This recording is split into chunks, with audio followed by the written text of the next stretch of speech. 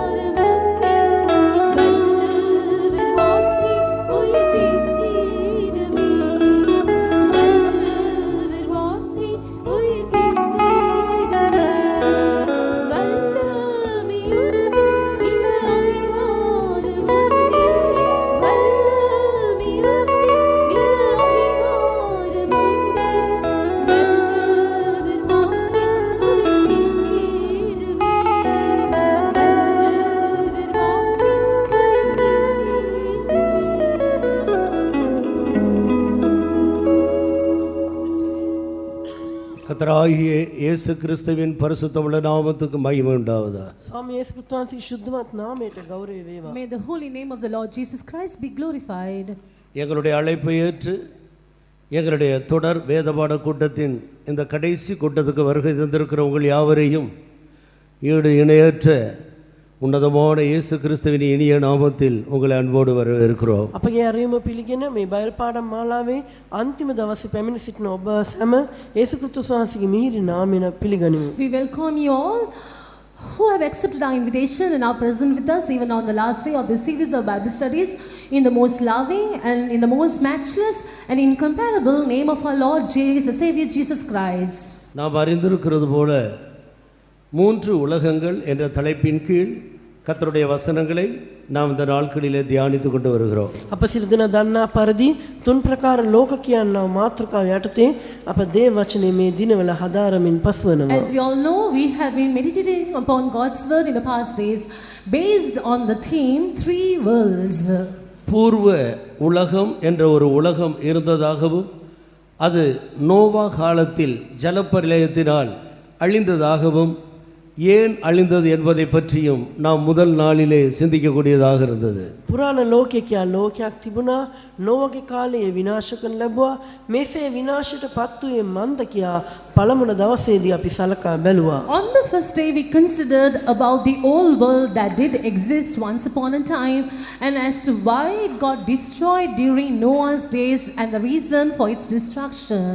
அப்படி ஒரு உலகம் இருந்ததென்றும் அது அழிக்கப்பட்டிருக்கிறது என்றும் விஞ்ஞானிகள் கூட தங்களுடைய ஆராய்ச்சியில் பல விதங்களில் பூர்வ உலகத்தை பற்றி அவர்கள் ஆராய்ச்சி பண்ணி அறிவித்திருக்கிறார்கள். මේ ආකාර පුරාණ ලෝකයක් තිබූ බවත් එය විනාශ කරන ලැබූ බව විද්‍යාඥයින් පවා නොඑක ආකාර පරිශන පවත්වා එය ඔප්පු කර තිබෙනවා. Even the scientists have conducted a lot of researches and studies to prove this matter that there was an old world like this once upon a time and how it got destroyed because of the floods. அதை தொடர்ந்து இப்பொழுது இருக்கிறதான இந்த உலகம் எதற்காக வைக்கப்பட்டிருக்கிறது என்றும் இது எப்படி அழிக்கப்பட போகிறது என்பதை பற்றியும் வேத வசனங்களின் மூலமாக நாம் சில விஷயங்களை விளங்கி கொண்டோம். ඒහා සමග දැන් පවතින මේ ලෝකය කුමක් උස්සා තබා තිබෙනවද? ඒ කෙලෙස විනාශයට පත් කරනු ලබන්නට යනවාද කියා ශුද්ධ ලියවිල්ල තුලින් සමහර කරුණු අපි හදාරා තිබෙනවා. And also we have considered in the evidence of the word of God through the scriptures as to about the present world, about the presently existing world and as to how this is also reserved for destruction. அந்த பூர்வ உலகத்தை ஆண்டவர் ஜலத்தினாலே அழித்தார். அப்பொழுது நோவாவோடு ஒரு உடன்படிக்கை பண்ணினார். இனி இந்த பூமியை நான் ஜலப்பிரளயத்தினால் அழிப்பதில்லை. ඒ පුරාණ ලෝකයේ දෙන්වාසේ ජලයෙන් විනාශ කළ සේක අනතුරුව මින්මතු ලෝකයේ මම ජලයෙන් විනාශ කරන්නේ නැත කියා දෙන්වාසේ නොවා සමග ගිවිසුමක් කළ සේක. The Lord destroyed the old world by sending forth a flood, and at the same time the Lord made a covenant with Noah, saying, from henceforth hereafter I'm not going to destroy this world by a flood. அதற்கு அடையாளமாக மழை பெய்து முடிந்த உடனே வானத்திலே வானவில் என்ற ஒரு வில்லை நாம் பார்க்கிறோம்.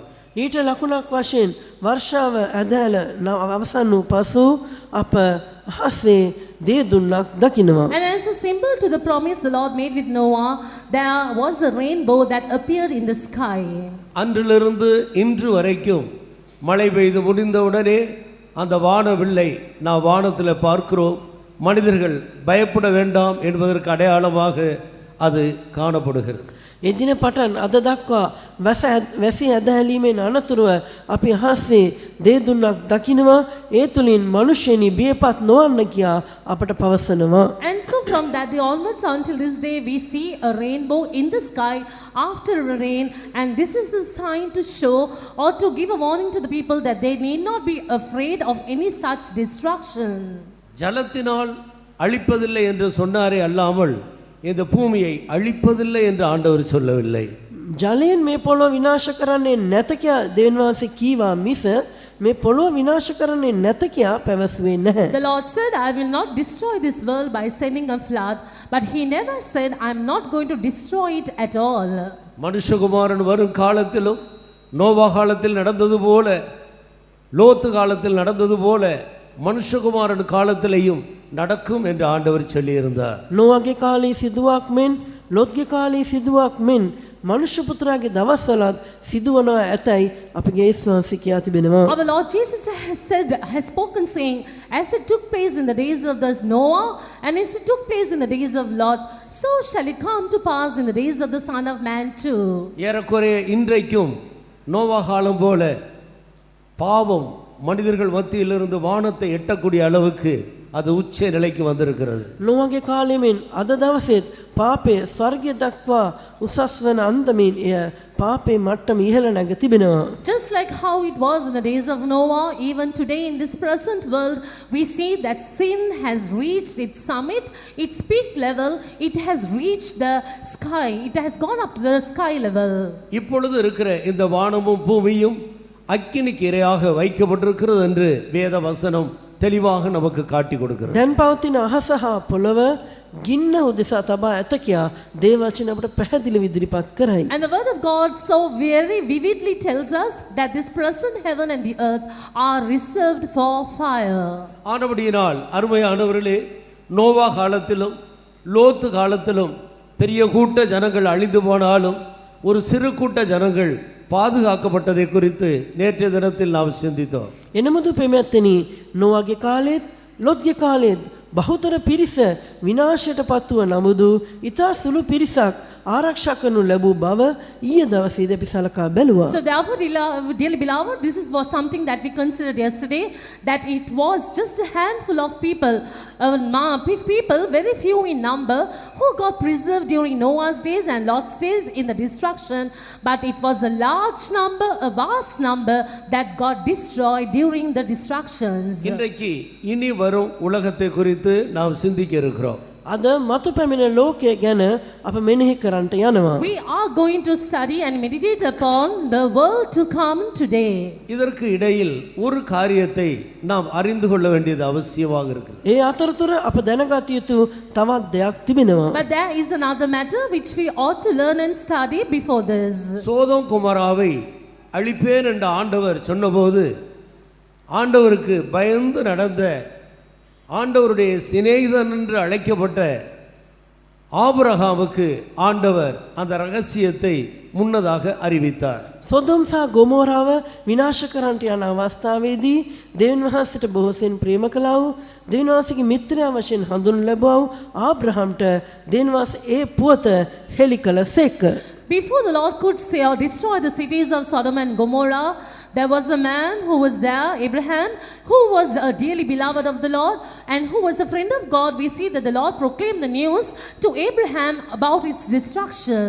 அதை கேட்ட உடனே ஆபிரகாம் ஆண்டவரை நோக்கி விண்ணப்பம் பண்ணினார். එය ඇසූ සැනින්ම ආබ්‍රහම් දෙවියන්ට කන්නලව් කරන්නට පටන් ගත්තේය. And the moment Abraham got to know about this, he made a supplication before the Lord. 50 நீதிமான்கள் பட்டணத்தில் இருந்தால் அந்த பட்டணத்தை நீர் அழிப்பீரோ, துன்மார்க்கரோடு நீ நீதிமானை வாரிக்கொள்ளுவீரோ என்று ஆண்டவரை நோக்கி ஆபிரகாம் கேட்கிறார். නුවරේ ධර්මිෂ්ඨයන් 50 දෙනෙක් සිටී නම් ඔබ වහන්සේ මේ 50 දෙනා නිසා මේ නුවර විනාශ කරන්නට යනවද? දුෂ්ටයන් සමග ධර්මිෂ්ඨයනුත් ඔබතුමන් විනාශ කරන්නට යනවද කියා දෙවියන් වහන්සේගෙන් ප්‍රශ්න කළා. Abraham raised a question like this before the Lord. He asked him, if there would be 50 righteous people in the city, will you destroy the city? Are you going to allow the righteous to be destroyed along with the wicked? 50 நீதிமான்கள் நிமித்தம் நான் பட்டணத்தை அழிக்க மாட்டேன் என்று ஆண்டவர் சொன்னார். ධර්මිෂ්ඨයන් 50 දෙනා නිසා මම නුවර විනාශ නොකරමි කියා දෙවියන් වහන්සේ පිළිතුරු දුන්සේක. And the Lord gave a reply saying, for the sake of the 50 righteous people, I will not destroy the city. அப்படியே கேட்டு 10 நீதிமான்கள் இருந்தால் பட்டணத்தை அழிப்பீரோ என்று கேட்டார். මෙලෙස අසමින් අවසානයේදී ධර්මිෂ්ඨයන් 10 දෙනෙක් සිටියා නම් ඔබ වහන්සේ විනාශ කරනවාදයි ඇසුවා. So he went on questioning in this manner, reducing in the number, and he came to the point asking him, will you destroy the city when there are 10 righteous people? 10 நீதிமான்கள் இருந்தாலும் நான் பட்டணத்தை அழிக்க மாட்டேன். ධර්මිෂ්ඨයන් 10 දෙනෙක් සිටියද මම නුවර විනාශ නොකරමි. And the Lord said, even if there will be 10 righteous people, I will not destroy the city. இதிலிருந்து நீதிமான்களுடைய விலை என்ன என்பதை நாம் அறியக்கூடியதாக இருக்கிறது. මේ තුලින් ධර්මිෂ්ඨයන්ගේ වටිනාකම කුමක්ද යන්න අපට වටහා ගත හැක. And through this we are able to understand the value of a righteous man. ஒரு பட்டணத்திலே லட்சக்கணக்கான ஜனங்கள் குடியிருந்தாலும் அவர்கள் 10 நீதிமான்களுக்கு ஈடாக முடியாது. නුවරක ලක්ෂ ගණන් සෙනග වාසය කළත් ධර්මිෂ්ඨයන් 10 දෙනෙකුට ඔවුන්ව සමාන කරන්නට බෑ. There could be lakhs of people in a city, but they cannot be compared to one righteous man dwelling in the city. ஒருவேளை அந்த பட்டணத்திலே 100 கணக்கான கலெக்டர்ஸ் இருந்தாலும் இந்த 10 நீதிமான்களுக்கு அவர்கள் ஈடல்ல.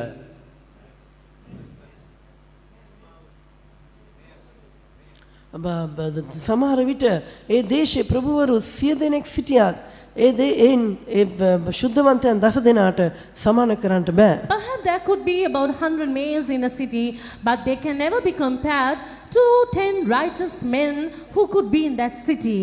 நூற்றுக்கணக்கான மினிஸ்டர்ஸ் இருந்தாலும் இந்த நீதிமான்களுக்கு ஈடாக மாட்டார். සිය ගණන් මැති ඇමතිවරු සිටියත් මේ ධර්මිෂ්ඨයන් 10 දෙනාට සමාන කරන්නට නොහැකි. There could be 100 ministers live in that city, but they cannot be compared to the 10 righteous men who are in the city. அப்படியானால் பிரியமானவர்களே, ஒரு நீதிமான் எவ்வளவு விலையேறப்பட்டவன் என்று சற்று சிந்தித்து பாருங்கள். එසේනම් ප්‍රමෙත්තනි එක ධර්මිෂ්ඨෙක් කොයිතරම් වටිනවද කියා මදක් සිතා බලන්න. So therefore, dearly beloved, you can imagine and consider and see what the greatness and the value of a righteous man. Noah காலத்தில் 10க்கு குறைய 8 பேர் இருந்தபோது கர்த்தர் ஜலப்பிரளயத்தினால் அழித்தார். නොවගේ කාලේ 10 දෙනෙකුට අඩුව 8 දෙනෙක් සිටි විට දිනවාසී ජල ගැල්මෙන් ලෝකේ විනාශ කළසේක. So it was not 10 righteous people, but 8 righteous people who were there during Noah's days, but still for all the Lord destroyed the earth by sending a flood. லோத்து காலத்தில் 4 பேர் இருந்தார்கள். ලොත්ගේ කාලේ 4 දෙනෙක් සිටියා. And during Lot's days there were 4 righteous people. ஆண்டவர் பட்டணத்தை அக்கினியினால் அழித்து போட்டார். ස්වාමීන් වහන්සේ ගින්නෙන් නුවර විනාශ But කළසේක. the Lord destroyed the cities by sending forth the fire. இதிலிருந்து நாம் விலகிக் கொள்ளுகிறோம், மனுஷகுமாரன் வரும் காலத்திலும் அப்படியே இருக்கும். මේ මගින් අපත් වටහා ගන්නවා මනුෂ්‍ය පුත්‍රයා පැමිණෙන දවස්වලත් මේ අයුරින්ම සිද්ධ වෙනවා ඇත. So this is what we understand, that such things will come to pass even during the days of the Son of Man. அநேக நீதிமான்கள் கிறிஸ்துவுக்குள்ளே நித்திரை அடைந்து அவர்கள் முந்திக் கொள்வார்கள். බොහෝ ධර්මිෂ්ඨය ක්‍රිස්තුස් වහන්සේ තුල සැතපෙමින් ඔවුන් ඉදිරි සිටිනවා. And there will be so many righteous people who will die beforehand and they will be with the Lord. மிக குறைந்த எண்ணிக்கை உள்ளவர்கள் தான் மறுரூபமாக்கப்படுவதற்காக வைக்கப்படுவார்கள். අන්වසක් වන පිණිස ඉතුරු කරනු ලබන්නේ ඉතාමත් සුළු පිරිසක් පමණයි. So it shall be a very handful of people, a very small group of people who shall be left behind to be transformed. கிறிஸ்துவுக்குள் மரிக்கிறவர்கள் பாக்கியவான்கள். ක්‍රිස්තුස් වහන්සේ තුළ සැතපෙන්නන් ආශිර්වාද ලද්දන්. Blessed are the ones who shall die in the Lord. இன்றைக்கு நீதிமான்கள் எடுத்துக்கொள்ளப்பட்டு கொண்டே இருக்கிறார். අද ධර්මිෂ්ඨයන් ගනු ලබමින්ම සිටිනවා. And so the righteous are being taken away from the earth today. தங்களுடைய பலகணி துவாரங்களுக்கு தீவிரிக்கிற புறாக்களை போல அநேகர் இந்த பூமியிலிருந்து பறந்து போய் கொண்டே இருக்கிறார். තමන්ගේ කැදැල්ලට වේගෙන් පියාසර කර යන්නා වූ පරමයන් මෙන් ශුද්ධවන්තයන් මේ භූමිතලෙන් ඉක්ුත් වී තමන්ගේ නිවහන වෙතට යමින් සිටිනවා. We see that the saints of God are leaving and departing from this world towards their habitation, just like how the doves would fly up to their nests. 1000 பாவிகள் மரிக்கலாம், தேசத்துக்கு ஒரு ஆபத்தும் வராது.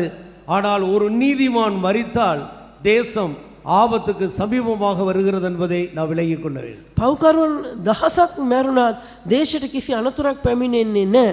එනමුදු එක් ධර්මිෂ්ඨ පුද්ගලයෙක් නැසී යයි නම් දේශයට අනතුරු ලංව තිබෙන බව මෙමගින් අපට අනතුරු හංගවයි. Even if there would be 1,000 sinners and if they would die, there no harm will take place to the land. But we have to remember that if there would be just one righteous man who will pass away, who will die, that the land is close to destruction. நீதிமான் மடிந்து போகிறான், ஒருவரும் அதை மனதில் வைக்கிறதில்லை. ධර්මිෂ්ඨයා විනාශ වෙන්නේ යන්නේය, කිසි කෙනෙකුගේ සිතට ගන්නේ නැත. The wicked is perishing away, but no man taketh it to heart. கர்த்தருக்கு ஸ்தோத்திரம். දෙනවාසට සුති වේවා. Praise be to God. ஒரு அரசியல்வாதி மரித்தால் தேசமெல்லாம் கண்ணீர் அஞ்சலி என்று கொண்டாடுகிறார். දේශපාලනඥයෙක් මැරුණා නම් මුළු දේශයම ඒ ගැන කඳුළු සල්නවා, ශෝකය පළ කරනවා. If suppose a politician will die in a land or a country, the whole land will mourn for him for so many days. நீதிமான் மரித்தால் யார் அதை சிந்திக்கிறார்கள்? ධර්මිෂ්ඨයෙක් නැසුණා නම් ඒ ගැන සිතට ගන්නේ කවුද?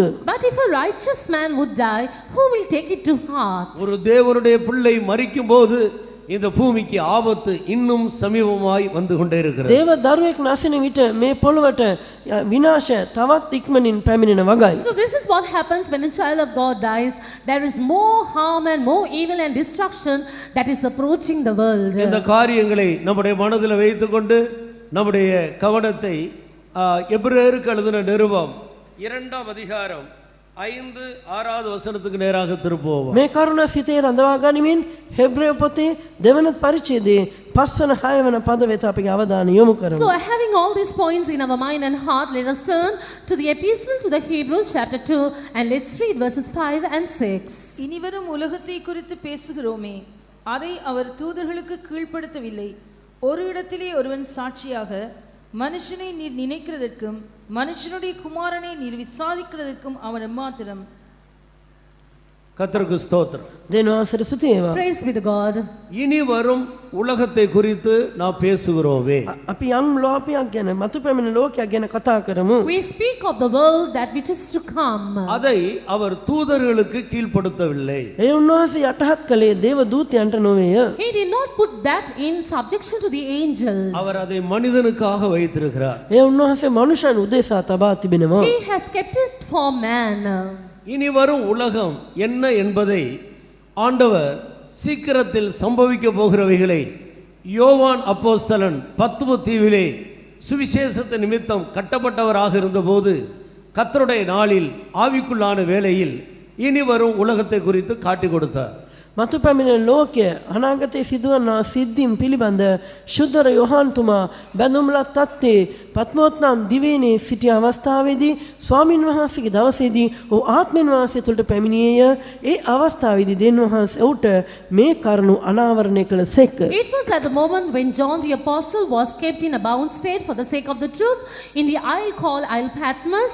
We see that on the Lord's day when he came in the spirit, when he was in the spirit, the Lord foretold and gave him a revelation about the occurrences that are going to happen in the future. இனி வரும் உலகத்தை 4 பகுதியாக யோவான் அப்போஸ்தலனுக்கு ஆண்டவர் காட்டி கொடுக்கிறதை நாம் பார்க்கிறோம். මතු පැමිණෙන ලෝකය කොටස් 4කට බෙදා ස්වාමින් වහන්සේ ප්‍රේරිතවර යොහාන්තුමාට කරුණු ඉදිරිපත් කළ බව අපට දැකිය හැක. We see that the Lord gave a revelation to John the apostle.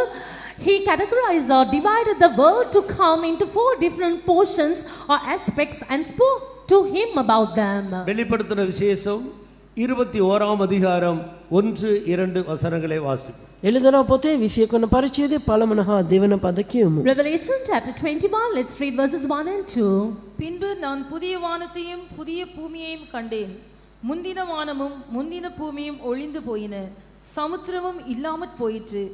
யோவானாகிய நான் புதிய எருசலேமாகிய பரிசுத்த நகரத்தை தேவனிடத்தில் நின்று பரலோகத்தை விட்டு இறங்கி வர கண்டேன். அது தன் புருஷனுக்காக அலங்கரிக்கப்பட்ட மணவாட்டியைப் போல ஆயத்தமாக்கப்பட்டிருந்தது. கர்த்தருக்கு ஸ்தோத்திரம். දෙවියන්ට ස්තුති වේවා. Praise be to God. நான் புதிய வானத்தையும் புதிய பூமியையும் கண்டேன். අලුත් අහසක්ද අලුත් පොළොවක්ද දුටිමි. And I saw a new heaven and a new earth. புதிய எருசலேமாகிய பரிசுத்த நகரம் பரலோகத்திலிருந்து தேவனிடத்திலிருந்து இறங்கி வருகிறதை நான் கண்டேன். අලුත් එරුසලම නම් ශුද්ධ නුවර දෙවියන් වහන්සේ වෙතින් ස්වර්ගයෙන් බසිනවා දුටිමි. And I also saw the holy city, New Jerusalem, coming down from God out of heaven. அந்த புதிய எருசலேமை நான் பார்த்தபோது தன் புருஷனுக்காக அலங்கரிக்கப்பட்ட மணவாட்டிக்கு ஒப்பாக அது காணப்பட்டது. ඒ අලුත් එරුසලම ගැන සලකා බලන කල්ලි තමාගේ පුරුෂයාට සරසන ලද මනාලියෙකු මෙන් දිස්වන්නට විය. And when he beheld that New Jerusalem, he saw it as one that was prepared as a bride adorned for her husband. அடுத்ததாக வெளிப்படுத்தின விசேஷம் 14ஆம் அதிகாரம் முதல் வசனத்தை வாசி. අනතුරු එළිදරව් පොතේ 14 වන පරිච්ඡේදයේ පළමු පදේ කියමු. Let's read Revelation chapter 14, the first verse. பின்பு நான் பார்த்தபோது இதோ சியோன் மலையின் மேல் ஆட்டுக்குட்டியானவரையும் அவரோடே கூட அவருடைய பிதாவின் நாமம் தங்கள் நெற்றிகளில் எழுதப்பட்டிருந்த 144,000 பேரையும் நிற்க கண்டேன். பின்பு நான் பார்த்தபோது சியோன் மலை என்ற ஒரு மலையை தன்னுடைய தரிசனத்திலே அவர் காண்கிறார். පසුවම බලන කල්ලි සියොන් කන්ද නම් කන්දක් ඔහුගේ දර්ශනයේ දකිනවා. He says, and I looked and lo, I saw Mount Zion there. He saw this in the vision. அங்கே ஆட்டுக்குட்டியானவர் நின்று கொண்டிருந்தார். ඒ බැටළු පැටවානන් සිටගෙන සිටිනවා. The Lamb of God was standing on it. அவரோடு கூட அவருடைய பிதாவின் நாமத்தை தங்களுடைய நெற்றியிலே தரித்து கொண்டு எண்ணிக்கை உள்ள 144,000 பேர் நிற்கிறதாக அந்த மலையில் நிற்கிறதாக யோவான் தன்னுடைய தரிசனத்திலே கண்டார். උන්වහන්සේ සමග පියන් වාසිකේ නාමය Tamanගේ නළලවල ඇත්තා වූ 1,44,000 දෙනෙකු බැටළු පැටවාන් සමග සිටින බව ශුද්ධ යොහාන් තුමා සිය දර්ශනයෙන් දුටුවා. And also in the vision, John the Apostle saw that there were 1,44,000 people having the Father's name written in their foreheads, standing along with the Lamb. எனவே இனிவரும் உலகத்தை புதிய பூமி என்றும் புதிய வானம் என்றும் புதிய எருசலேம் என்றும் இது அல்லாமல் பின்பு நான் பார்த்தபோது சியோன் மலை என்றும் இப்படி 4 பகுதியாக யோவான் அப்போஸ்தலனுக்கு ஆண்டவர் காட்டி கொடுக்கிறார். මේ ආකාරව මතු පැමිණ ලෝකය ගැන සලකා බලන කල්ලි අලුත් පොළොව වශයෙන්ද අලුත් අහස වශයෙන්ද අලුත් යෙරුසලම් වශයෙන්ද පසු ඔහු බැලූ අවස්ථාවේදී සියොන් කන්ද වශයෙන්ද ස්ථාන 4ක් ශුද්ධ යොහාන් තුමාට ස්වාමීන් වහන්සේ එළිදරව් කර දුන්නා. So this is the revelation the Lord gave John the Apostle in his vision. He was able to see the world to come as new earth, new heaven, new Jerusalem. And he says, and I looked and lo, he says he saw Mount Zion also as the 4th place there. புதிய எருசலேமுக்குள் Zion என்கிற அந்த மலை இருந்தாலும் அது எல்லா விதத்திலேயும் வித்தியாசமாக்கப்பட்ட ஒரு அனுபவம் உள்ள இடமாகவும் அதிலே வாசம் பண்ணுகிறவர்கள் ஒரு வித்தியாசமான விசேஷித்த மகிமைக்குரியவர்களாகவும் காணப்படுகிறார்கள் என்பதை வேத வசனம் மிக தெளிவாக நமக்கு காட்டி கொடுக்கிறது. අලුත් යෙරුසලම තුල මේ සියොන් කන්ද යන ස්ථානයේ තිබුණද එම ස්ථානය ඊට වෙනස් වූ තේජසිකින් යුක්ත වන බවත් එහි වාසය කරන පිරිස ඊටමත් වෙනස් වූ තේජසිකින් යුක්ත වන බවත් දේවචනය අපට කරුණු පැහැදිලි කරයි. And the word of God gives us proof and evidence to show us that even though Mount Zion is a place that is in New Jerusalem as part of it, we see that the glory of Mount Zion is completely different, altogether different from that of New Jerusalem, and the people who shall dwell there also will possess a greater glory than the ones of New Jerusalem. இன்னும் சற்று அதை தெளிவாக விளங்கிக் கொள்ளும்படியாக நம்முடைய கவனத்தை ஏசாயா தீர்க்கதரிசியின் புஸ்தகம் 56ஆம் அதிகாரம் 4-5 வசனங்களுக்கு நேராக திருப்புவோம். තවදුරටත් පැහැදිලි බලන්න පිණිස යෙසායාගේ පොතේ 56 වන පරිච්ඡේදයේ 5 වන 6 වන පද වෙත අපගේ අවධානය යොමු කරමු. Now, in order that we may have a deeper knowledge about this, let us turn our attention to Isaiah 56 and let's read verses 5 and 6.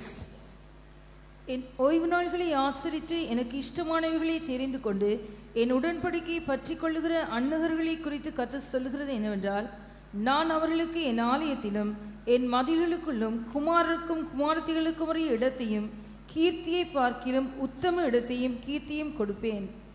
கர்த்தரை சேவிக்கவும் கர்த்தருடைய நாமத்தை என்றும் அழியாத நித்திய நாமத்தையும் அவர்களுக்கு அருளுவேன். සදාකල් නාමයක්ද ඔවුන්ට දෙන්නෙමි. I will give them an everlasting name that shall not be cut off. இது ஒரு வித்தியாசமான இடம் என்று ஏசாயா தீர்க்கதரிசியின் மூலம் தெளிவாக விவரிக்கப்பட்டிருக்கிறது. මේ වෙනස් වූ ස්ථානයක් බව යෙසායා ප්‍රොපේතවරයා විසින් පැහැදිලි කර තිබෙනවා. So it is made clear by Isaiah the prophet that this particular place is altogether different. என் குமாரருக்கும் என் குமாரத்திகளுக்கும் உரிய இடத்தையும் கீர்த்தியை பார்க்கிலும் ஒரு உத்தம இடத்தையும் கீர்த்தியையும் என்றும் அழியாத நித்திய நாமத்தையும் நான் அவர்களுக்கு தருவேன் என்று அவர்களுக்காக வைத்திருக்கிற விசேஷித்த இடத்தை குறித்தும் விசேஷித்த மகிமையை குறித்தும் தெளிவாக வாசிக்கிறோம்.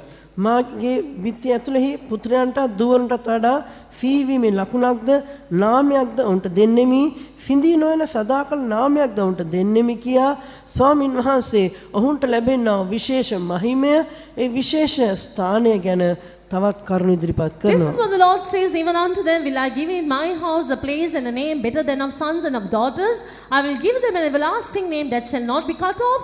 So it is made very clear that the Lord is going to give them a special place and a special glory. அது புதிய எருசலேமை விட்டு வெளியே தனியாக இருக்கிறதில்லை. என் ஆலயத்துக்குள்ளும் என் மதில்களுக்குள்ளும் அது ஒரு விசேஷித்த இடமும் கீர்த்தி நிறைந்த ஒரு இடமாக இருக்கிறது. එය නව යෙරුසලමින් බැහැරව තිබෙන ස්ථානයක් නොවේ. මාගේ ගෘහයත් මාගේ බිත්ති ඇතුළෙහි එය සිහිවීමේ ලකුණක්ද උසස් වූ ස්ථානයක් වද තිබෙන බව කියා තිබෙනවා. So it is not going to be a place which is lower than the standard or the level of New Jerusalem, because the Lord says here, in mine house and within my walls a place and a name better than the other. ஒரு தேசத்தில் ஒரு தலைநகரம் இருக்கிறது. அந்த தலைநகரத்திலே சகல பிரமாணங்களும் புறப்பட்டு வருகிறதான parliament இருக்கிறது போல හරියට එක රටක අගනුවරක් තියෙනවා. අගනුවරේ සිට සීලුම ව්‍යවස්ථාවන් නිකුත් වෙනවා. මන්දියත් ඒ ස්ථානය තමයි පාර්ලිමේන්තුව තිබෙන්නේ. It would be just like how there will be a capital city in a country, in a land, and how the parliament also will be situated or located in the capital, and from the parliament the laws and the commandments will proceed.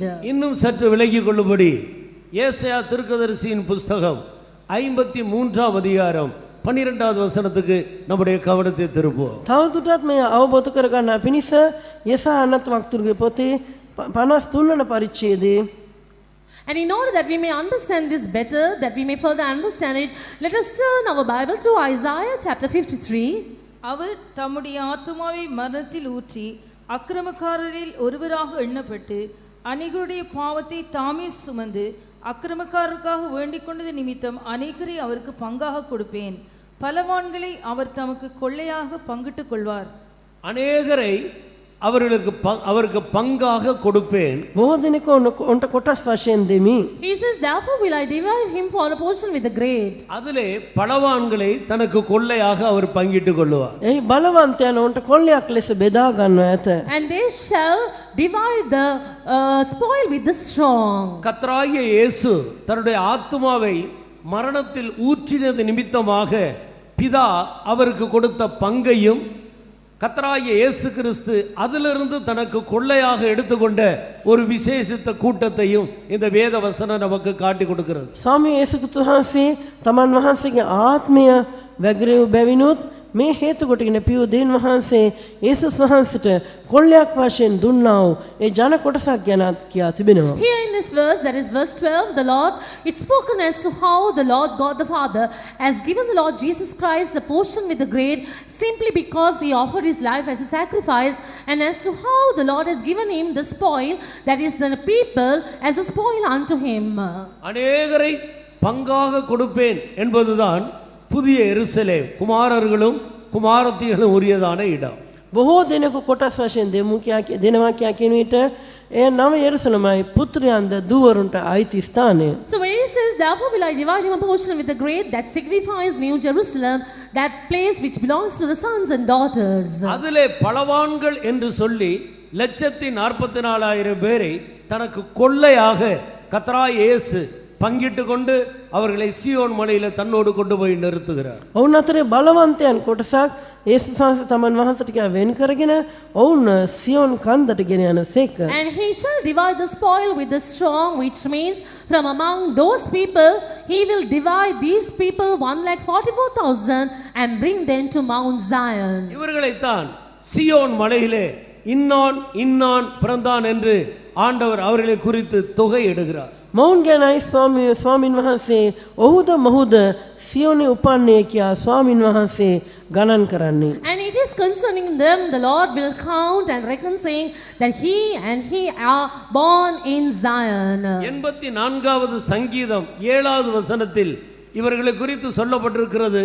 இவர்கள் பலத்துக்கு மேல பலனடைந்து கடைசியாக சீயோனிலே தேவ சந்நிதியிலே வந்து காணப்படுகிறார். 87 වන ගීතාවලිය 4 වන පදයේ කියා තිබෙනවා ඔවුන් බලෙන් බලයට ගමන් කොට අවසානදී සියොන් කන්ද වෙතට පැමිණෙනවා. And it is said about them in Psalm 84 verse 7, they shall go from strength to strength, every one of them in Zion, and appear before God. 84 இவர்கள்தான் பலவான்கள்.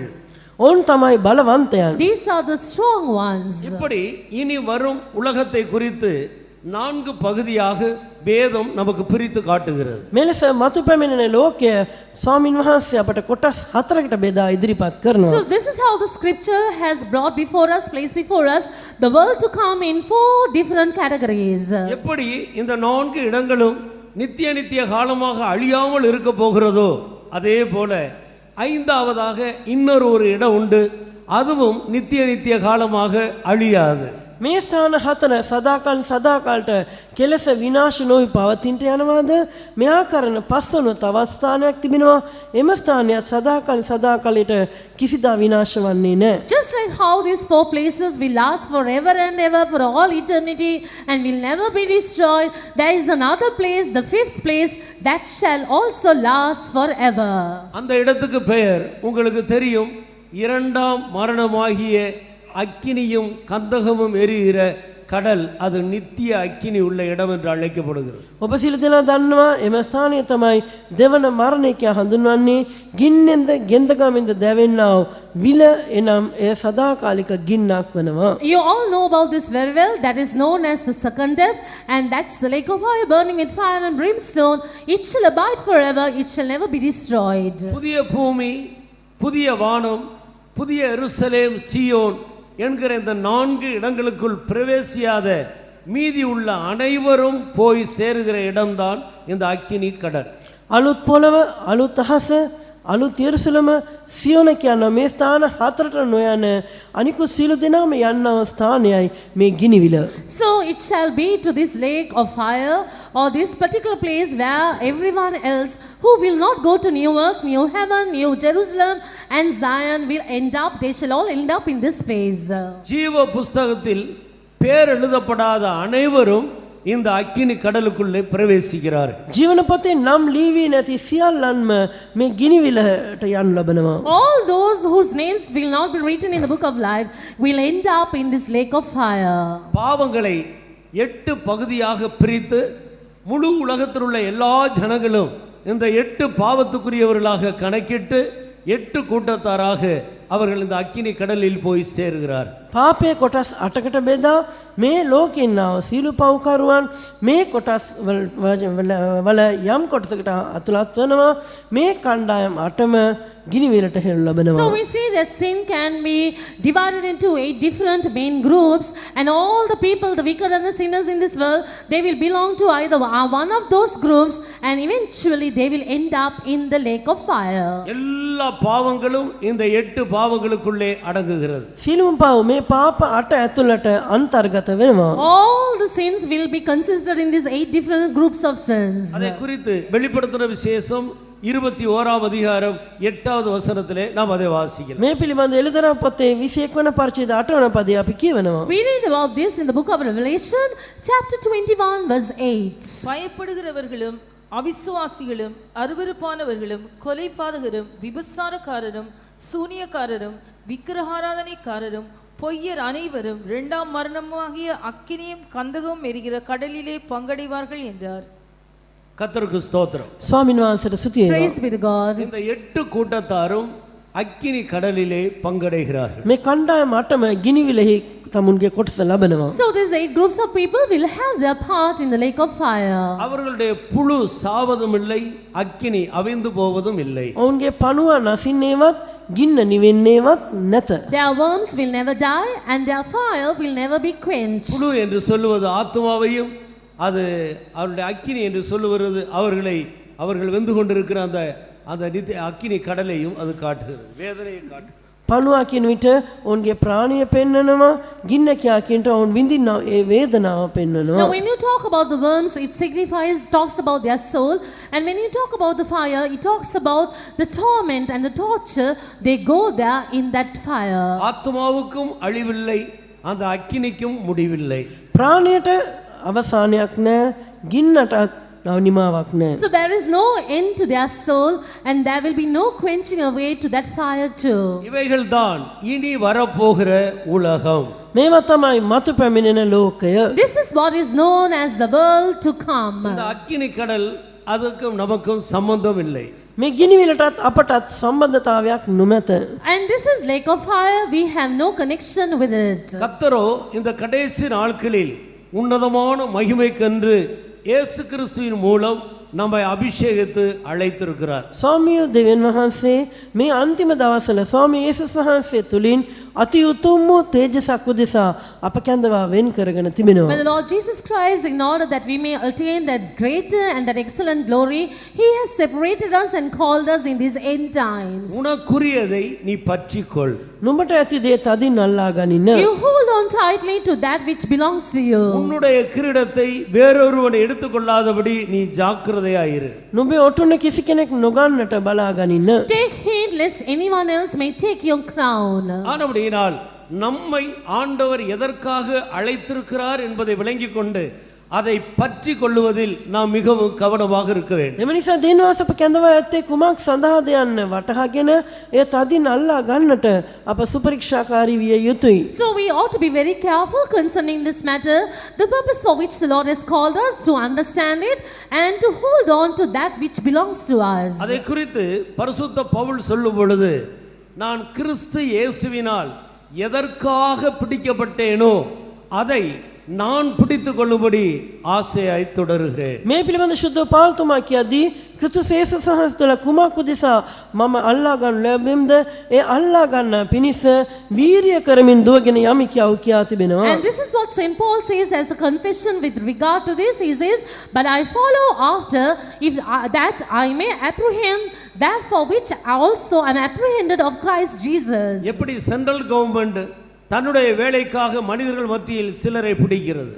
මධ්‍යම රජය තමුන්ගේ වැඩ උදෙසා සෙනග මැදින් කෙලෙස ජන කොටසක් වෙන් කර ගන්නවාද? Just like how the people, the main city will capture people for its own, and it will choose the strong among the people. அப்படியே ஸ்டேட் கவர்மெண்ட் கூட கேம்பஸ் இன்டர்வியூ நடத்தி காலேஜில் பிள்ளைகள் படித்துக் கொண்டிருக்கும் பொழுதே தங்களுடைய வேலைக்கென்று சிலரை தனியார் கம்பெனிகள் கூட சிலரை தங்களுக்காக பிடிக்கிறார். මේ ආකාරම රාජ්‍යාන්ත කුමාත කරන්නේ විශ්වවිද්‍යාල අධ්‍යාපනය ලබන විටම ඔවුන්ට පරීක්ෂණ පවත්වමින් ඔවුන් ඒ නියමිත වැඩ කටයුතු උදෙසා ඒ ස්ථානවලදීම ඔවුන් වෙන් කර ගන්නවා. And this is what happens even by the state government, even as the children will be carrying on their education, their studies in the colleges, universities, they will conduct interviews so that they will be occupied, they will be given jobs in their private companies. Government தன்னுடைய தேசத்துக்காக யுத்தம் பண்ணும்படி சிலரை யுத்தம் பண்ணக்கூடிய வீரர்களாக பிடித்து கொண்டு போகிறது. රජය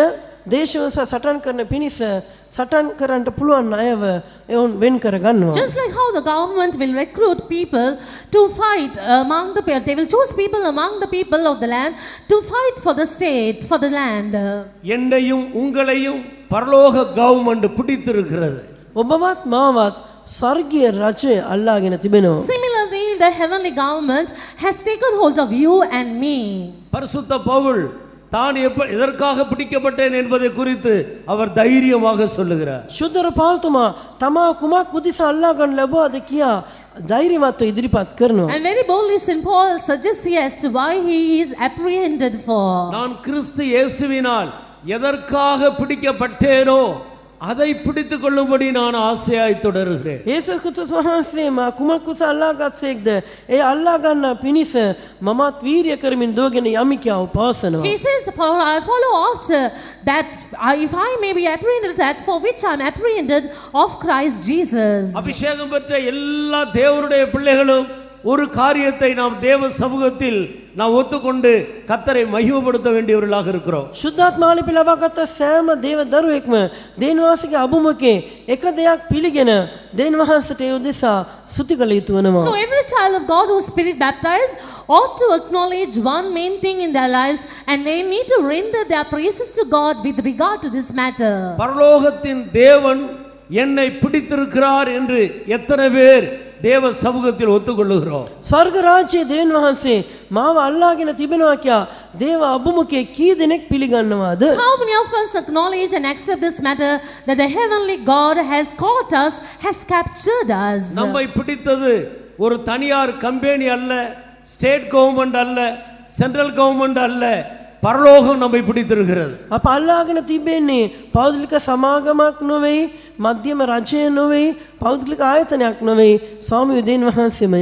So it is not the central government or the state government or even the private company which has captured us, but the heavenly government. புதிய எருசலேமுக்குள்ளும் சியோனுக்குள்ளும் நம்மை கொண்டு போய் சேர்க்கும்படியாக தேவன் நம்மை அபிஷேகித்து பிடித்திருக்கிறார். අලුත් එරුසලම තුලටත් සියොන තුලටත් අප ගෙන යන පිණිස දේවවාස අප ශුද්ධාත්මෙන් ආලේප කොට අප අල්ලාගෙන තිබෙනවා. The Spirit of the Lord has baptized all with the baptism of the Holy Spirit, and He has called us that we may be taken to New Jerusalem and Zion. ஒரு கவர்மெண்டிலே வேலை செய்யும்படி பிடிக்கப்பட்ட ஒரு மனிதன் கவர்மெண்டுக்கு உண்மையா இல்லாவிட்டால் அவர்கள் தண்டிக்கப்படுகிறார்கள். රජයේ සේවය සඳහා කෙනෙක් බඳවා ගන්න ලබනවාද? ඔව් එම රජයට විශ්වාසවන්ත නැත්නම් දඬුවම් කරන ලබනවා. If suppose a man will be employed to work for the government, and if he will not conduct his duty, he shall be punished by the government. ஆனபடியால் ஒவ்வொருவரும் அதற்கு உண்மையா இருக்க பிரயாசப்படுகிறார். එම නිසා හැම කෙනෙක්ම විශ්වාසවන්ත ඉන්නට වෙර දරනවා. So they shall all endeavor to be faithful to the government. நம்முடைய உத்தியோகமும் தற்காலிகமானது, நம்முடைய சரீரமும் தற்காலிகமானது, இந்த அரசாங்கமும் தற்காலிகமானது. අපගේ රැකියාව తాවකාලිකයි, අපගේ ශරීරයත් తాවකාලිකයි, මේ රජයත් తాවකාලිකයි. Our profession is temporal and our body is temporal, even this government is temporal. ஆனால் நம்மை பிடித்திருக்கிற பரலோகமோ அது ஒருபோதும் அழியாத நித்திய ராஜ்யம். නමුත් අප අල්ලාගෙන තිබෙනවා ස්වර්ගය වනාහි කිසිදා නැති නොවන්නා සදාකාලික රාජ්‍යයක්. But the heavenly government is an eternal kingdom. It will last forever. It is the one which has captured us. It will last forever and ever. நம்மை பிடித்த தேவனோ சதாகாலம் ராஜ்யவாரம் பண்ணுகிற தேவன். අප අල්ලාගත දේවයන් වහන්සේ සදාකල්ම රජ කරන්නව දේවයන් වහන්සේ වෙනවා. And the Lord who has captured us, He shall reign forever and ever. கர்த்தர் நமக்கு தரப்போகிறதான இனி வரும் உலகத்தில் வாழ போகிறதற்காக அவர் நமக்கு தரப்போகிற சரீரமோ என்றென்றைக்கும் அழியாத சரீரம். මතු පැමිණෙන ලෝකයේ අප ජීවත් වන පිණිස දෙනවාස අපට දෙන්ට යනවා ශරීරයත් කිසිදා විනාශ නොවන්නා වූ සදාකාලික ශරීරයක් වෙනවා. And the body which the Lord is going to grant to us in order that we may live in that world to come, it shall be never be destroyed. It will last forever and ever. நமக்கு தரப்போகிற மகிமையோ நித்திய மகிமை. අපට දෙන්ට යනවා තේජස සදාකාලික තේජසක්. And it shall be the eternal glory the Lord is going to give us. கர்த்தர் நம்மை அழைத்த அழைப்பு எவ்வளவு விசேஷமானது என்று பாருங்கள். දෙනවාස අප කැඳවීම කොයිතරම් විශේෂද කියා බලන්න. So consider and see what a special calling the Lord has given us. இதை குறித்து அநேகர் சரியான விதத்தில் அறிவில்லாமல் இருக்கிறபடியால் பிசாசு எளிதாக அவர்களை பின்மாற்றத்துக்குள்ளே இழுத்து கொண்டு போகிறார். මේ පිළිබඳ බොහෝ දෙනෙකු හරි දැනුමක් නැතිව සිටින නිසා යක්ෂයා පහසුවෙන් ඔන්න පසුබට භාවය තුළට ඇදගෙන යනවා. It is all because of the reason that many don't have a right knowledge about this, that the devil very easily entices them and makes them go astray. நம்முடைய அழைப்பையும் நம்முடைய தெரிந்து கொள்ளுதலையும் நாம் உறுதிப்படுத்திக் கொள்ள வேண்டும். අපගේ කැඳවීමත් තෝරා ගැනීමත් අපි ස්ථිර කරගත යුතු වෙනවා. So we must make our calling and election sure. கர்த்தருக்கு ஸ்தோத்திரம். දෙවියන්ට ස්තුති වේවා. Praise be to God. கர்த்தராகிய இயேசு வெகு சீக்கிரம் மத்திய வானத்தில் தம்முடையவர்களை சேர்க்க வரப்போகிறார். ස්වාමී යේසුස් වහන්සේ තමන් සන්තක අයව රැස් කරන පිණිස ඊතා ඉක්මනින් මධ්‍ය ආකාශයේ ප්‍රකාශවන්ට යනවා. Our Lord Jesus is going to appear in the media very soon in order to gather those who are His own. அப்பொழுது மரித்தோர் அழிவில்லாதவர்களாய் எழுந்திருப்பார்கள். එවිට මරණව අය අමරණීය භාවයෙන් යුක්තව නැගිටිනවා ඇත. Then the dead shall rise up as ones who are immortal. உயிரோடு இருக்கிற ஒரு சிறு கூட்டம் மறுரூபமாக்கப்பட்டு அவருக்கு எதிர்கொண்டு போகும். ජීවත්ව සිටින සුළු කණ්ඩායමක් අන්වේෂක කරන ලැබ උන්වහන්සේ වෙතට ඔසවා ගන්න ලබනවා. And the small group of people who would have been living in Christ, they shall be transformed and they shall be caught up too. இயேசு கிறிஸ்துவுக்கு ஒப்பாக ஜீவித்து கிறிஸ்துவுக்குள் நித்திரை அடைந்த பரிசுத்தவான்கள் எக்கால சத்தம் கேட்டு கல்லறையிலிருந்து முதலாவது எழுந்திருப்பார்கள். යේසුස් ක්‍රිස්තුස් වහන්සේට සමාන වෙන ලෙස ජීවත් වී ක්‍රිස්තුස් වහන්සේ තුළ සැතපුණු අය වර්ණය නාදය ඇසෙන විට ප්‍රථමයෙන් ඔවුන්ගේ ශරීර අන්වේෂක වී ඔවුන් මලුන්ගේ නැගිටිනවා ඇත. And all the saints of God who would have lived their lives in Christ, who would have died in Christ, at the time when the sound of the trumpet shall be heard, they shall be transformed first, they shall be risen up and be caught up in the media. மரித்தோரின் உயிர்த்தெழுதலை குறித்து நாம் முழு நிச்சயம் உள்ளவர்களாக இருக்க வேண்டும். මරණ අයගේ මලුන්ගේ නැගිටීම පිළිබඳ මුළුමනින්ම නිසකකමක් නැතුව එය සහතිකව දැන සිටිය යුතුයි. So we need to have a full and a total assurance about the resurrection of the people who are dead. இந்த உபதேசங்கள்ல சத்தியங்கள்ல நமக்கு எந்த விதமான சந்தேகமும் இருக்க இடம் கொடுக்க கூடாது. මේ ඉගැන්වීම පිළිබඳ මේ සත්‍යයන් පිළිබඳ අපට කොහෙත්ම අනුමානයක් ඇතිවන්නට ඉඩ නැරී යුතුයි. We must never give room for any unbelief or doubt pertaining to this truth and doctrine. அருமையானவர்களே, கர்த்தராகிய இயேசு கிறிஸ்து நித்திரை அடைந்தவர்களில் முதற் பலனாக எழும்பினார்.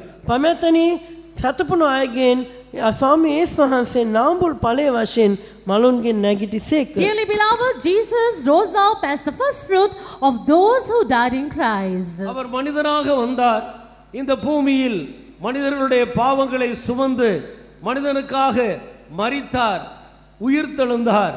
மூன்றாம் நாள் அவர் பரலோகத்துக்கு எடுத்துக்கொள்ளப்பட்டார். ස්වාමී යේසුස් වහන්සේ මිනිස් සංඝාතයෝ තියා මෙලොවට පැමිණිසේක. උන්වහන්සේ නැසුණුසේක තැන්පත් කරන ලැබ තුන්වන දවසේදී මලුන්ගෙන් නැගිටිසේක.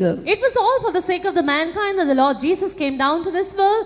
He died for the sake of mankind and he was buried. But on the third day he rose up from the dead. உயிர்த்தெழுந்த பின்பு மூன்றாம் நாள் பிதாவினிடத்தில் தன்னை காட்டி மறுபடியுமாக இந்த பூமிக்கு வந்து 40 நாட்கள் அவர் தான் உயிர்த்தெழுந்ததை நிரூபித்து அதன் பின்பு பரலோகத்துக்கு சென்றார். තුන්වන දින මලුන්ගෙන් නැගිට පියන් වහන්සේට උන්වහන්සේ පෙන්වා නැවත මේ භූමිතලයේ දින 40ක් තිස්සේ සැරිසරමින් උන්වහන්සේ මලුන්ගෙන් නැගිටින බව සහතික කළසේක. He revealed himself to God the Father at the time when he rose up on the third day, and for 40 days he was seen on this earth walking about, and he gave infallible proofs about his resurrection. மரித்தோர் உயிர்த்தெழுதல், மனிதனுக்கு உயிர்த்தெழுதல் உண்டு என்பதை நிரூபிக்கும்படியாக அன்றைக்கு அநேக பரிசுத்தவான்களுடைய சரீரங்கள் கல்லறையை விட்டு எழும்பி பரிசுத்த நகரத்தில் அநேகருக்கு காணப்பட்டு மறுபடியுமாக அவர்கள் கல்லறைக்குள்ளே பிரவேசித்தார்கள். இயேசு கிறிஸ்து பரலோகத்துக்கு போனார். මනුෂ්‍යන්ට මලුන්ගේ නැගිටීමක් තිබෙනවා යන්න ඔප්පු කරන පිණිස එදින බොහෝ ශුද්ධමන්තයන්ද මලුන්ගේ නැගිට ශුද්ධ වූ නුවරේ බොහෝ දෙනෙකුට පෙනී පසුව නැවත ඔවුන් සොහන වෙතට ගියා. ස්වාමී යේසුස් වහන්සේගේ ශරීරය ස්වර්ගයට ඔසවා ගන්න In ලැබුවා. order that the Lord Jesus may be able to prove this matter and the truth that there is resurrection for the people, there were lots of people, there were lots of dead bodies which rose up from the dead at the time when Jesus rose up from the dead, and they were seen by the people in the holy city, and once again they went back to the sepulchres, and Jesus ascended up to heaven. மத்தேயு எழுதின சுவிசேஷம் 27ஆம் அதிகாரம் 50-51வது வசனத்தை வாசி. මතයතුමාගේ සුභාරංචි 27 වන පදේ 50 සහ 51 වන පද කියමු. Let's read Matthew's Gospel chapter 27 verses 51 and 52. அப்பொழுது தேவாலயத்தின் திரைச்சீலை மேல் தொடங்கி கீழ் வரைக்கும் இரண்டாக கிழிந்தது, பூமியும் அதிர்ந்தது, கன்மலைகளும் பிளந்தது, கல்லறைகளும் திறந்தது, நித்திரை அடைந்திருந்த அநேக பரிசுத்தவான்களுடைய சரீரங்களும் எழுந்திருந்தது. அவர் உயிர்த்தெழுந்த பின்பு இவர்கள் கல்லறைகளை விட்டு புறப்பட்டு பரிசுத்த நகரத்தில் பிரவேசித்து அநேகருக்கு காணப்பட்டார்கள். கர்த்தருக்கு ஸ்தோத்திரம். ස්වාමීන් වහන්සේට ස්තුති වේවා. Praise be to God. இந்த வசனத்தை நன்றாக கவனித்து பாருங்கள். මේ පදය හොඳටම සලකා බලන්න. Consider this verse very carefully. கர்த்தராகிய இயேசு மறுபடியும் மகா சத்தமாய் கூப்பிட்டு தன்னுடைய ஆவியை ஒப்பு கொடுத்தார். ස්වාමී යේසුස් වහන්සේ මහත් හඬකින් ශබ්ද පවත්වා තමන් වහන්සේගේ ආත්මය එලෙසේක. Jesus, when he had cried again with a loud voice, yielded up the ghost. தேவாலயத்தின் திரைச்சீலை மேல் தொடங்கி கீழ் வரைக்கும் இரண்டாக கிழிந்தது. දේවමාලිගාවේ තිර ඉහළ සිට පටන් පහළට දෙකටව ඉරුණා. And the veil of the temple was rent in twain from the top to the bottom. பூமியும் அதிர்ந்தது, கன்மலைகளும் பிளந்தன. පොළොව කම්පා වූවා, පර්වත පැලුණා. The earth did quake and the rocks rent. கல்லறைகளும் திறக்கப்பட்டது. සොහොන් ගෙවල්ද ඇරුණේය. And the graves were opened. நித்திரை அடைந்திருந்த அநேக பரிசுத்தவான்களுடைய சரீரங்கள் கல்லறையிலிருந்து எழும்பிற்று. සතපි උන්නා වූ බොහෝ ශුද්ධමන්තයන්ගේ ශරීර නැගිටවනු ලැබුවා. And many bodies of the saints which slept, they all rose up. அந்த சரீரங்கள் எழும்பி கர்த்தராகிய இயேசுவையும் அழைத்து கொண்டு கல்லறைக்குள்ள பிரவேசித்து, பிறகு இயேசு கிறிஸ்து உயிர்த்தெழுந்த போது இவர்களும் கல்லறையை விட்டு வெளியே வந்து பரிசுத்த நகரத்தில் அநேகர் காணக்கூடியதாக காணப்பட்டு மறுபடியும் அவர்கள் போனார். මොවුන් මළුන් නැගිට ස්වාමී යේසුස් වහන්සේ වෙත කැඳවාගෙන ගොස් පසුව ස්වාමී යේසුස් වහන්සේ මළුන්ගේ නැගිට අවස්ථාවේද මොවුන් නැවත මළුන්ගේ නැගිට ශුද්ධ නුහරේ සැරිසරමින් බොහෝ දෙනෙකුට ප්‍රකාශ වී පසුව ඔවුන් නැවත සොහොන් ගෙවලට ගොස් සතුණා. And these bodies of the saints which slept, they arose and came out of the graves after the resurrection of Jesus Christ. They went into the city and appeared unto many, and once again they went to the sepulchres. நமக்கு மிகவும் பிரியமானவர்கள் வெளிநாட்டிலிருந்து நீண்ட நாட்களுக்கு பிறகு வந்தால் நாம் ஏர்போர்ட்டில் போய் அவர்களை அழைத்து கொண்டு வருவோம். மறுபடியும் அவர்கள் போகும்போது ஏர்போர்ட்டில் போய் அவர்களை அனுப்பிவிட்டு திரும்பி நம்முடைய இடத்துக்கு வந்து விடுவோம். අපිට ඉදා ආදරයක් තුන් විදේශ රටක සිට පැමිණෙනවා නම් අපි ගුවන් තොටුපළට ගොස් ඔවුන් පිළිගන්නවා. නැවත ඔවුන් යන විට ගුවන් තොටුපළ දක්වා ගොස් ඔවුන් යවා නැවත එනවා. Let's say somebody who's dear to us or a relative of ours, he comes from abroad and we go to the airport to meet him, and when he returns, when he goes back, when he leaves the country too, we go to the airport in order that we may send him off. இயேசு கிறிஸ்து மரித்தபோது இவர்கள் கல்லறையை திறந்து வெளியே வந்தார்கள். இயேசுவை அழைத்து கொண்டு கல்லறைக்கு போனார்கள். மறுபடியும் கர்த்தராகிய இயேசு கிறிஸ்து உயிர்த்தெழுந்த போது இவர்கள் கல்லறையிலிருந்து வெளியே வந்து அவரை அனுப்பிவிட்டு இவர்கள் மறுபடியும் கல்லறைக்கு போய்விட்டார். ස්වාමී යේසුස් වහන්සේ මරණයට පත් වූ අවස්ථාවේදී මොහොන් සොහොන් ගෙවල් වලින් පිටතට ඇවිත් ස්වාමී යේසුස් වහන්සේ පිළිගෙන තොහනට වෙතට ගියා. නැවත වතාවක් යේසුස් වහන්සේ මළුන්ගෙන් නැගිටින අවස්ථාවේදී ඔවුනුත් මළුන්ගෙන් නැගිට යේසුස් වහන්සේ ඉහළට යවා නැවත ඔවුන් තමුන්ගේ සොහොන් ගෙවල සතපුණා. So this is something similar to that, where when Jesus died, he was buried and they accepted him, and these dead bodies, they rose up from the dead at the time when Jesus also rose up, and they came out of the graves after his resurrection. They were seen of the people in the holy city, and when Jesus ascended to heaven, they went back to their tombs. மரித்தோரின் உயிர்த்தெழுதல் எவ்வளவு மாறாத சத்தியமாக இருக்கிறது. මලවුන්ගේ නැගිටීම කොයිතරම් වෙනස් නොවන සත්‍යයක් වන්නේද? So what an unchanging truth it is, the resurrection from the dead. ஒவ்வொரு மனிதனுக்கும் உயிர்த்தெழுதல் உண்டு. සෑම මනුෂ්‍යයකටම මලවුන්ගේ නැගිටීමක් තිබෙනවා. There is a resurrection to every human being. உயிர்த்தெழுந்த பின்புதான் இனிவரும் உலகத்தை மனிதன் சுதந்திரிக்க போகிறார். මලවුන්ගේ නැගිටීමෙන් අනතුරුවයි මනුෂ්‍යයා මතු පැමිණෙන ලෝකය උරුම කරගන්නට යන්නේ. So it is after he experiences the resurrection, he shall be able to inherit the world to come. அப்படியானால் அந்த நித்திய உலகத்துக்காக ஒரே முறை ஜீவிக்கும்படி இந்த சரீரத்தில் இருக்கிற நாம் இந்த நாட்களை எவ்வளவு கவனமாய் கருத்தாய் கர்த்தருக்கு ஏற்ற விதத்தில் பயன்படுத்திக் கொள்ள வேண்டும் என்பதை சிந்தித்து பாருங்கள். එසේනම් ඒ මතු පැමිණෙන ලෝකයට පැමිණෙන පිණිස එකවරක් මේ භූමිතලේ ජීවත් වන්නට අපට දී තිබෙනවා මේ අවස්ථාව කොයිතරම් බයින්ද භක්තියින්ද ප්‍රයෝජනවත් කරගත යුතුව තිබෙනවාද? So in order that we may inherit that world to come, we have to consider and imagine and see as to how with so much fear and trembling we need to live in this world, the one and only chance we have got to live in this very world. ஒரு முறைதான் இந்த சரீரத்தில் மாமிசமும் இரத்தமும் உள்ள இந்த சரீரத்தில் ஜீவிக்கிற வாய்ப்பை ஆண்டவர் மனிதனுக்கு கொடுத்திருக்கிறார். මේ මාංශය රුධිරය ඇත්තව මේ ශරීරයේ මනුෂ්‍යයට ජීවත් වන්නට දෙවියන් වහන්සේට දී තිබෙන්නේ එකම එක අවස්ථාවක් පමණයි. There is just one and only and a single chance and opportunity the Lord has given man who is of flesh and blood to live in this world.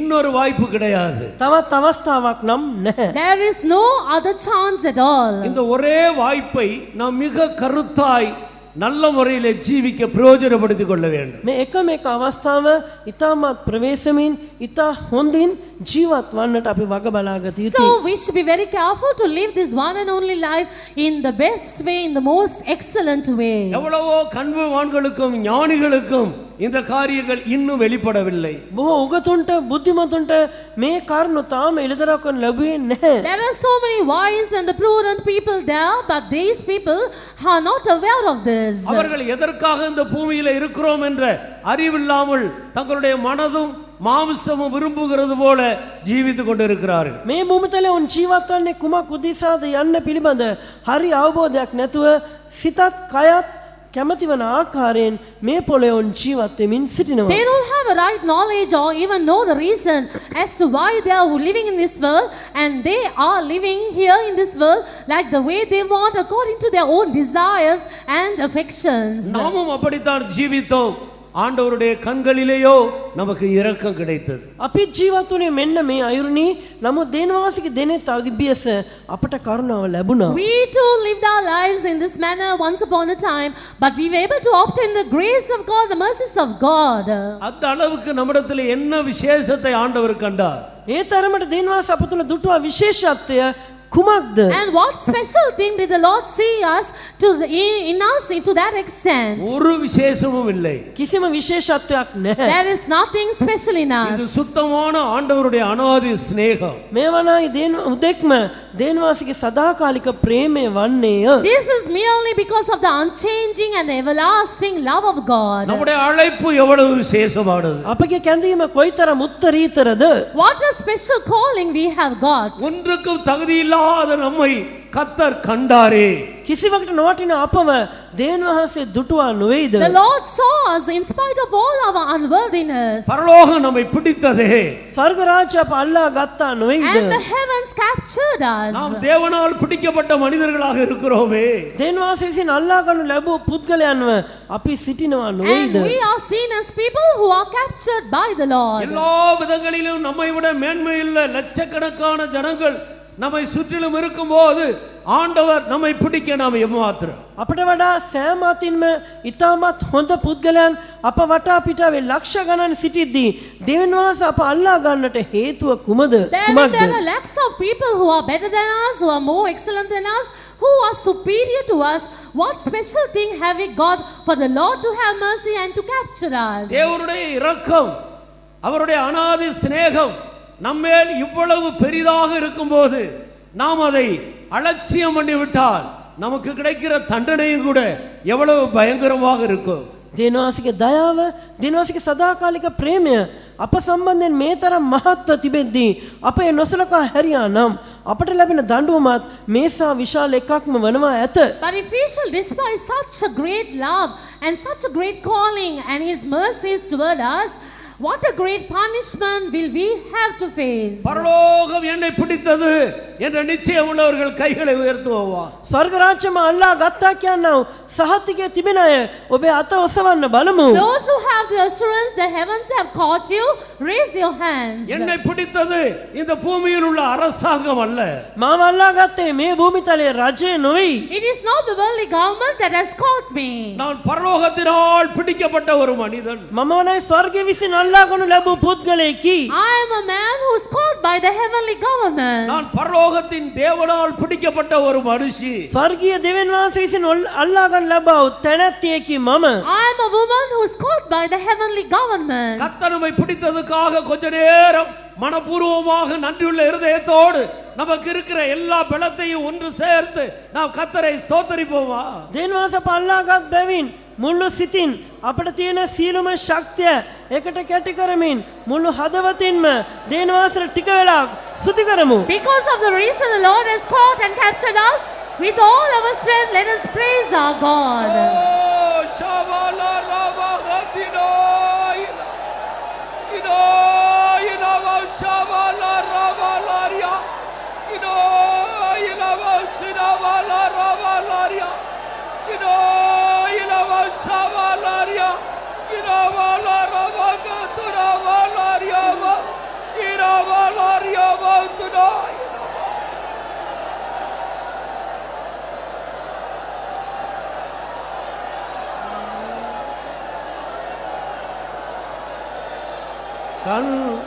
கண்டுன்னை அழைத்தவர் கரமதை கைவிடாதிருப்பார்.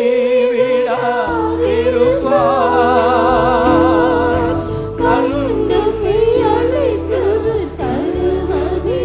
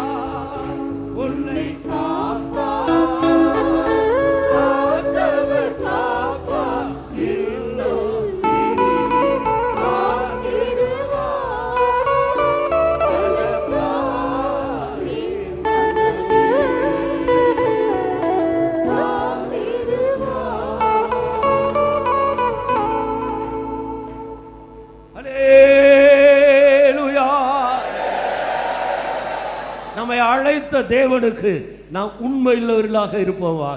අප කැඳවූ තැන් වහන්සේට අපි විශ්වාසවන්තව දකින්න ලැබමු. Let us be faithful to the Lord who has called us. இந்த பூமியிலே நாம் ஜீவிக்கிற ஜீவியத்துக்கு ஏற்ற சுதந்திர வீதம் உயிர்த்தெழுதல் வரும்பொழுதுதான் நமக்கு கொடுக்கப்படுகிறது. අපි මේ භූමිතලයේ ගත කරන ජීවිතයට සරලන පරිදි අපට උරුමයක් දෙනු ලබන්නේ අපි ඔසවා ගන්න ලබන විටයි. It is at the time when we shall be caught up or be resurrected from the dead that the inheritance shall be given to us, and it shall be proportionate to the kind of life we have lived in this world. அதை குறித்து பழைய ஏற்பாட்டு காலத்திலும் புதிய ஏற்பாட்டு காலத்திலும் ஆண்டவர் தெளிவாக நமக்கு காட்டி கொடுத்திருக்கிறார். මේ පිළිබඳ පැරණි කිවිසුමෙත් අලුත් කිවිසුමෙත් දෙවියන් අපට පැහැදිලිව පෙන්වා දී තිබෙනවා. And both in the Old Testament and the New Testament, the Lord had spoken, mentioned very clearly about them. இந்த சுதந்திர வீதத்தை குறித்து நாம் அறிந்து கொள்ள வேண்டும். මේ උරුමය ගැන අප දැන සිටිය යුතුයි. We ought to know about this inheritance. இவைகளை பற்றிய அறிவு நமக்கு இருந்தால் நம்முடைய ஜீவியத்தை நாம் சரியாய் செய்வதற்கு அது நமக்கு உதவியாக இருக்கும். මේ පිළිබඳ පැහැදිලි අවබෝධයක් තිබේ නම් අපේ ජීවිතේ නිසි පරිදි ගත කරන්නට ඒ අපට උපකාරයක් වෙනවා. When we shall have a very good, clear, vivid knowledge about them, it would be easy for us to live our lives in the right manner. மற்ற மார்க்கத்துக்கு இல்லாத ஒரு விசேஷித்த பிரத்யேகமான ஒரு தன்மை கிறிஸ்துவ மார்க்கத்துக்கு உண்டு. அது என்னவென்றால் அதுதான் உயிர்த்தெழுதல். අනිකුත් ආගම් ධර්ම වලට නැත්තා වූ ප්‍රසිද්ධ වූ යම් විශේෂ දෙයක් කිතු දහමට තිබෙනවා. එය කුමක්ද නම් මලවුන්ගෙන් නැගිටීමයි. There is an open and a very special belief that is seen in Christianity, which we do not see in any other denominations, any other religion, and that is resurrection from the dead. இதை குறித்து தானியேல் தீர்க்கதரிசிக்கு கர்த்தர் வெளிப்படுத்த கொடுத்த விஷயத்துக்கு நம்முடைய கவனத்தை திருப்புவோம். මේ පිළිබඳ දානියේල අනාගතවක්තුවරයාට දෙවියන් දුන්න එළිදරව් වෙත දැන් අපගේ අවධානය යොමු කරමු. And pertaining to this, let us consider our attention, turn on our attention to the revelation Lord had given Daniel the prophet. தானியேலின் புஸ்தகம் 12ஆம் அதிகாரம் 2வது வசனத்தை வாசி. දානියේල්ගේ පොතේ 12 වන පරිච්ඡේද 2 වන පදය. Daniel chapter 12, let's read verse 2. பூமியின் தூளிலே நித்திரை பண்ணுகிறவர்கள் ஆகிய அநேகரில் சிலர் நித்திய ஜீவனுக்கும் சிலர் நித்திய நிந்தைக்கும் இகழ்ச்சிக்கும் விழித்து எழுந்திருப்பார்கள். பூமியின் தூளிலே நித்திரை பண்ணுகிறவர்களாகிய அநேகரில் சிலர் நித்திய ஜீவனுக்கென்று எழும்புவார்கள், சிலரோ நித்திய நிந்தைக்கென்றும் இகழ்ச்சிக்கென்றும் எழும்புவார். පොළවේ දූලියේ සැතපෙන්නන්ගෙන් බොහෝ දෙනෙක් එනම් සමහරෙක් සදාකල ජීවනයටත් සමහරෙක් නින්දාව සහ සදාකල නීචකමටත් පිබිදෙන්නෝය. And many of them that sleep in the dust of the earth shall awake, some to everlasting life, and some to shame and everlasting contempt. நித்திய ஜீவனுக்கென்று எழும்புகிறவர்கள் மத்தியிலே 4 வித்தியாசமான மகிமைக்குரிய கூட்டங்கள் உண்டு. සදාකාල ජීවනයට කියා මලුන්ගේ නැගිටින අය අතරේ වෙනස් වූ තේජස්වල ඇත්තව කණ්ඩායම් 4ක් සිටිනවා. So among the people who shall rise up for everlasting life, you shall, when you consider about the people, there will be 4 different groups of people with 4 different levels of glory. இந்த 4 கூட்டத்தாரும் நித்திய ஜீவனை சுதந்தரித்தாலும் அவர்களுடைய மகிமையிலே வித்தியாசங்கள் காணப்படுகிறது. මේ කණ්ඩායම් 4ම සදාකාල ජීවනය උරුම කර ගන්නවා. එනමුද ඔවුන්ගේ තේජසෙහි වෙනස්කම් තිබෙනවා. These 4 groups of people shall have everlasting life, but they will vary in their glory. நாம் முன்பு பார்த்தது போல புதிய பூமி, புதிய வானம், புதிய எருசலேம், சியோன் என்றதான வித்தியாசமான மகிமையிலே அவர்கள் பிரவேசிக்கிறார். අපි කලින් බැලුව ආකාරයෙන් අලුත් පොළව, අලුත් අහස, අලුත් යෙරුසලම, සියොන කියා වෙනස් වූ තේජස ඇත්තා ස්ථාන තුලට ඔවුන් පිවිසෙනවා. So like how we considered before, they shall enter into 4 different places which shall have 4 different glory, and that is new earth, new heaven, new Jerusalem and Zion. இதை சுதந்திர வீதம் என்ற அடிப்படையில் நாம் சிந்திக்கும் பொழுது 3 வீதமாக வேதம் நமக்கு பிரித்து காட்டுகிறது. මෙය උරුමයක් වශයෙන් සලකා බලන අවස්ථාවේදී දේ වචනය මේ ප්‍රතිශත 3කට වෙන් කර පෙන්වනවා. And when you talk about this in terms of inheritance, the word of God categorizes them or talks of them of 3 different levels of standards of inheritance. ஒன்று மகிமையான உயிர்த்தெழுதல், එකක් තේජවත් මලවුන්ගෙන් නැගිටීම. One is the glorious resurrection. இரண்டாவது மேன்மையான உயிர்த்தெழுதல், දෙවන වඩා හොඳ නැවත නැගිටීම. Secondly, it is better resurrection. மூன்றாவது பொதுவான உயிர்த்தெழுதல். තුන්වන සාමාන්‍ය මලවුන්ගෙන් නැගිටීම. Thirdly, it is the general resurrection. இப்படி 3 வீதமாக வேதம் பிரித்து காட்டுகிறது. මේ ආකාර 3කට දේ වචනේ වෙන් කොට පෙන්වනවා. So in this manner, the scripture has spoken about it in 3 different forms like this. இதைத்தான் மத்தேயு எழுதின சுவிசேஷம் 13ஆம் அதிகாரம் 8வது வசனத்துக்கு வரும் பொழுது கர்த்தராகிய இயேசு கிறிஸ்துவே தன்னுடைய உவமையில் வித்தியாசப்படுத்தி காட்டுகிறார். මේ පිළිබඳ මතය 13 පරිච්ඡේද 8 වන පදයේ ස්වාමී යේසුස් වහන්සේම උන්වහන්සේගේ උපමා කතාවේ වෙන්කොට ඉදිරිපත් කර තිබෙන්නේ. Jesus Christ in his parable in Matthew chapter 13 verse 8 we see as to how he has differentiated them and has spoken about them in a different manner. சில விதையோ நல்ல நிலத்தை விழுந்து சிலது 100ஆகவும் சிலது 60ஆகவும் சிலது 30ஆகவும் பலன் தந்தது. சிலது 100ஆகவும் சிலது 60ஆகவும் சிலது 30ஆகவும் பலன் கொடுத்தது. සමහරක් 100%ක්ද තවත් එකක් 1න් 60ක්ද තවත් 1න් 30ක්ද වශයෙන් ඵල දරුවා. Some had 100-fold, some 60, some 30. This is how it brought forth fruit. இந்த இடத்தில் விதை என்று சொல்லுவது மனிதர்களாகிய நம்மை காட்டுகிறது. මේ ස්ථානේ බීජකයා කියනට මනුෂ්‍යයන්ව අප පෙන්වනවා. And when it talks about the seed in this context, it refers to us, the people. கிறிஸ்தவர்கள் மரித்து அடக்கம் பண்ணப்படும் போது அவர்களை நாம் சுடுகாடு இடுகாடு என்று 2 காடு உண்டு. சுடுகாடு என்றால் நெருப்பில் எரிக்கிறது, இடுகாடு என்றால் குழி தோண்டி உள்ள அடக்கம் பண்ணுகிறது. සොහොන් වර්ග දෙකක් තිබෙනවා.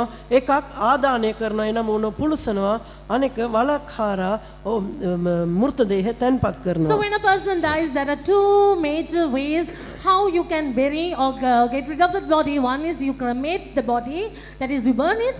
The other one you simply bury it under the ground.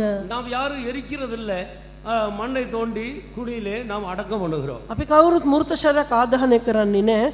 නමුත් පොළව හාරා තැන්පත් කරනවා. None of us, we don't cremate the bodies, but we dig the ground and we bury the body under the ground. நம்முடைய அடக்கத்தை வேதம் தெளிவாக சொல்லிக் கொடுக்கிறது, நாம் விதைக்கிறோம் என்று. අපගේ තැන්පත් කිරීම, අපේ මෘතදේහ තැන්පත් කිරීම දේ වචනය එය බීජ වැපරීමක් කියා පැහැදිලිව කියා දෙනවා. And it says in the word of God very clearly as to how the burying of the body is compared to sowing, as to how the seed is sown. நம்பிக்கை இல்லாத உலக ஜனங்கள் மண்ணிலே புதைக்கிறோம் என்று சொல்லுவார்கள்.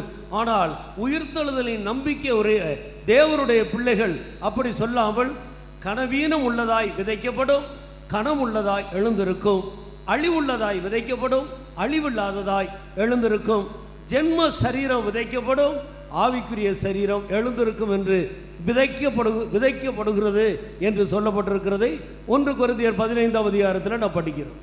සාමාන්‍යයෙන් ලෝකයේ සෙනග මළුන්ගෙන් නැගිටින් බලාපොරොත්තුවක් නැති අය ඔවුන් මෘත දේහයක් තැන්පත් කරනවා කියලා කියනවා. නමුත් අපමණයි ජරාවෙන් යුක්තව වපුරනු ලබන්නේය, ජරාවෙන් යුක්තව නැගිටිනු ලබන්නේය, අගෞරවයෙන් යුක්තව වපුරනු ලබන්නේය, තේජසින් යුක්තව නැගිටිනු ලබන්නේය, දුර්වලකමින් යුක්තව වපුරනු ලබන්නේය, බලයෙන් යුක්තව නැගිටිනු ලබන්නේය, ස්වාභාවික ශරීරයක් වපුරනු ලබන්නේය, ආත්මික ශරීරයක් නැගිටිනු ලබන්නේ කියලා පළවෙනි කොරින්ති 15 වන පරිච්ඡේදයේ මේ ආකාරව බීජ වැපරීමකට සමාන කොට තැන්පත් කිරීම ගැන කියා තිබෙනවා. Usually this is how it is referred to the burying of the body according to the terms of the used by the people of the world. They say we have buried the body, which means they have got rid of the body, but it is compared to the sowing of the seed, and this is how it is referred. It is sown as which is mortal, but it is risen up as immortal. It is sown as which is dishonored, but it will rise up as one which is honorable, and it will be. This is how the resurrection is referred to in the word of God. நம்மை ஒரு விதைக்கு ஒப்பிட்டு சொல்லுகிறார். අප බීජයකට සමාන කොට කතා කර තිබෙනවා. We are compared to a seed and spoken of. நாம் அடக்கம் பண்ணப்படும் போது நாம் ஒரு விதையை தான் பூமியிலே விதைக்கிறோம். අප තැන්පත් කරන අවස්ථාවේදී බීජයක් පොළවේ වපුරනවා. Now when you sow something, we sow the seed into the ground. ஏன் விதைக்கிறோம்? ඇයි වපුරන්නේ? Why do we sow it? விதைக்கிறோம் என்ற வார்த்தையை நாம் ஏன் உபயோகப்படுத்துகிறோம்? ඇයි වපුරනවා කියන වචනේ අපි පාවිච්චි කරන්නේ? Why do we use the word sowing?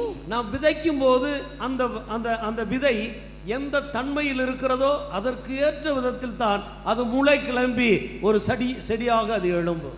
බීජයක් අපි වපුරන අවස්ථාවේදී බීජ කොයි තත්ත්වයේ තිබෙනවද ඊට සරණ පරිදි ඒ ප්‍රරෝහණය වී වර්ධනය වන්නේ.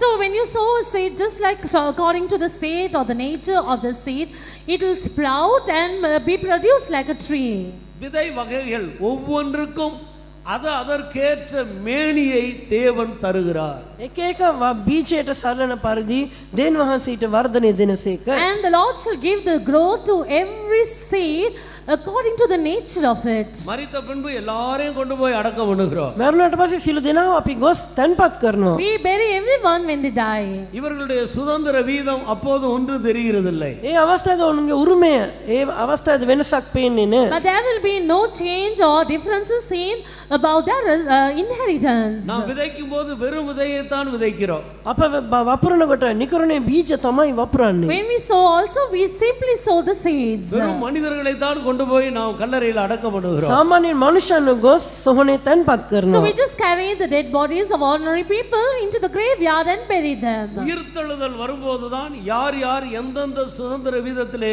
பங்கடைகிறார்கள் என்று அன்றைக்கு தெரியும். මලුන්ගේ නැගිටීම පැමිණෙන විටයි කවුරු කවුරු කොයි ස්ථානයේ උරුම කර ගන්නට යනවාද කියා පැහැදිලි වන්නේ. But it is at the time when resurrection takes place, we will be able to know the inheritance of each and every person. இந்த சுதந்திர வீதத்தை குறித்து தானியேலுக்கு ஆண்டவர் சொல்லுகிறதை நாம் தானியேலின் புஸ்தகம் 12ஆம் அதிகாரம் 12வது வசனத்தில் 13வது வசனத்தில் நான் படிக்கிறேன். මේ උරුමය ගැන දානියෙල්ට ස්වාමීන් වහන්සේ කියන දේ දානියෙල්ගේ පොතේ 12 වන පරිච්ඡේදයේ 13 වන පදේ අපි කියනවා. And when we read in Daniel chapter 12 verse 13, what the Lord has spoken to Daniel about this inheritance.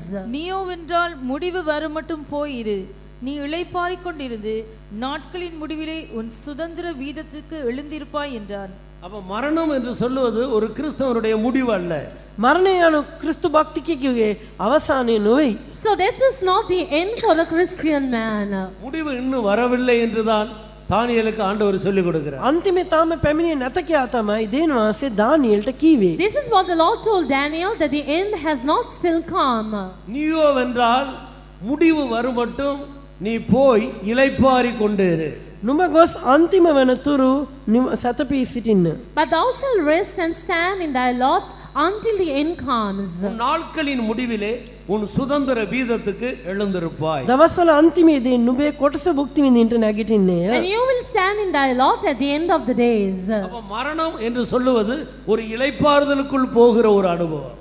එම නිසා මරණය කියා කියන විට නිවාඩුවක් සැතපෙන්නව අත්දැකීමක් So පෙන්වනවා. when you talk about death, it's an experience where you enter into rest. ஏசாயா 57ஆம் அதிகாரம் 2வது வசனத்தை நான் வாசிக்கும் பொழுது යසaya 57 වන පරිච්ඡේදයේ දෙවන පදේ කියවද්දී When we shall read Isaiah chapter 52 verse 2, நேர்மையாய் நடந்தவர்கள் சமாதானத்துக்குள் பிரவேசித்து தங்கள் படுக்கையில் இளைப்பாறுகிறார்கள்.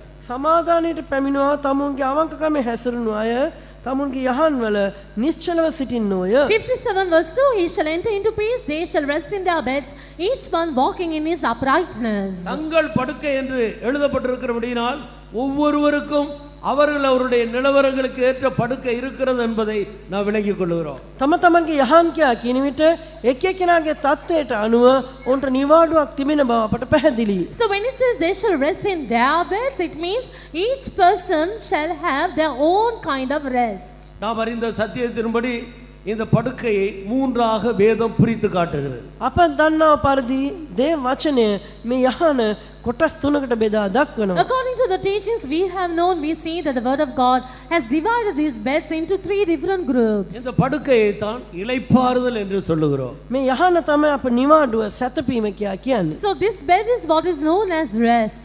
சிலர் முதலாம் வானத்தில் இளைப்பாறுகிறார்கள், சிலர் இரண்டாம் வானத்தில் இளைப்பாறுகிறார்கள், சிலர் மூன்றாம் வானத்தில் இளைப்பாறுகிறார்கள். සමහර පළමන ස්වර්ගයේ නිවාඩු ගන්නවා, තවත් සමහර දෙවන ස්වර්ගයේ නිවාඩු ගන්නවා, තවත් සමහරු තුන්වන ස්වර්ගයේ නිවාඩු ගන්නවා. Some people are resting in first heaven, some others in second heaven, and the others are resting in the third heaven. நேர்மையாய் நடந்தவர்கள் சமாதானத்துக்குள் பிரவேசித்து தங்கள் படுக்கையிலே இளைப்பாறப் போகிறார். තමුන්ගේ අවංකකම හැසිරෙන්නෝ තමන්ගේ යහන්වල නිශ්චලව සිටින්නෝය. And it says they shall rest in their beds, each one walking in his uprightness. நீயோ வென்றால் முடிவு வரும் மட்டும் போயிரு.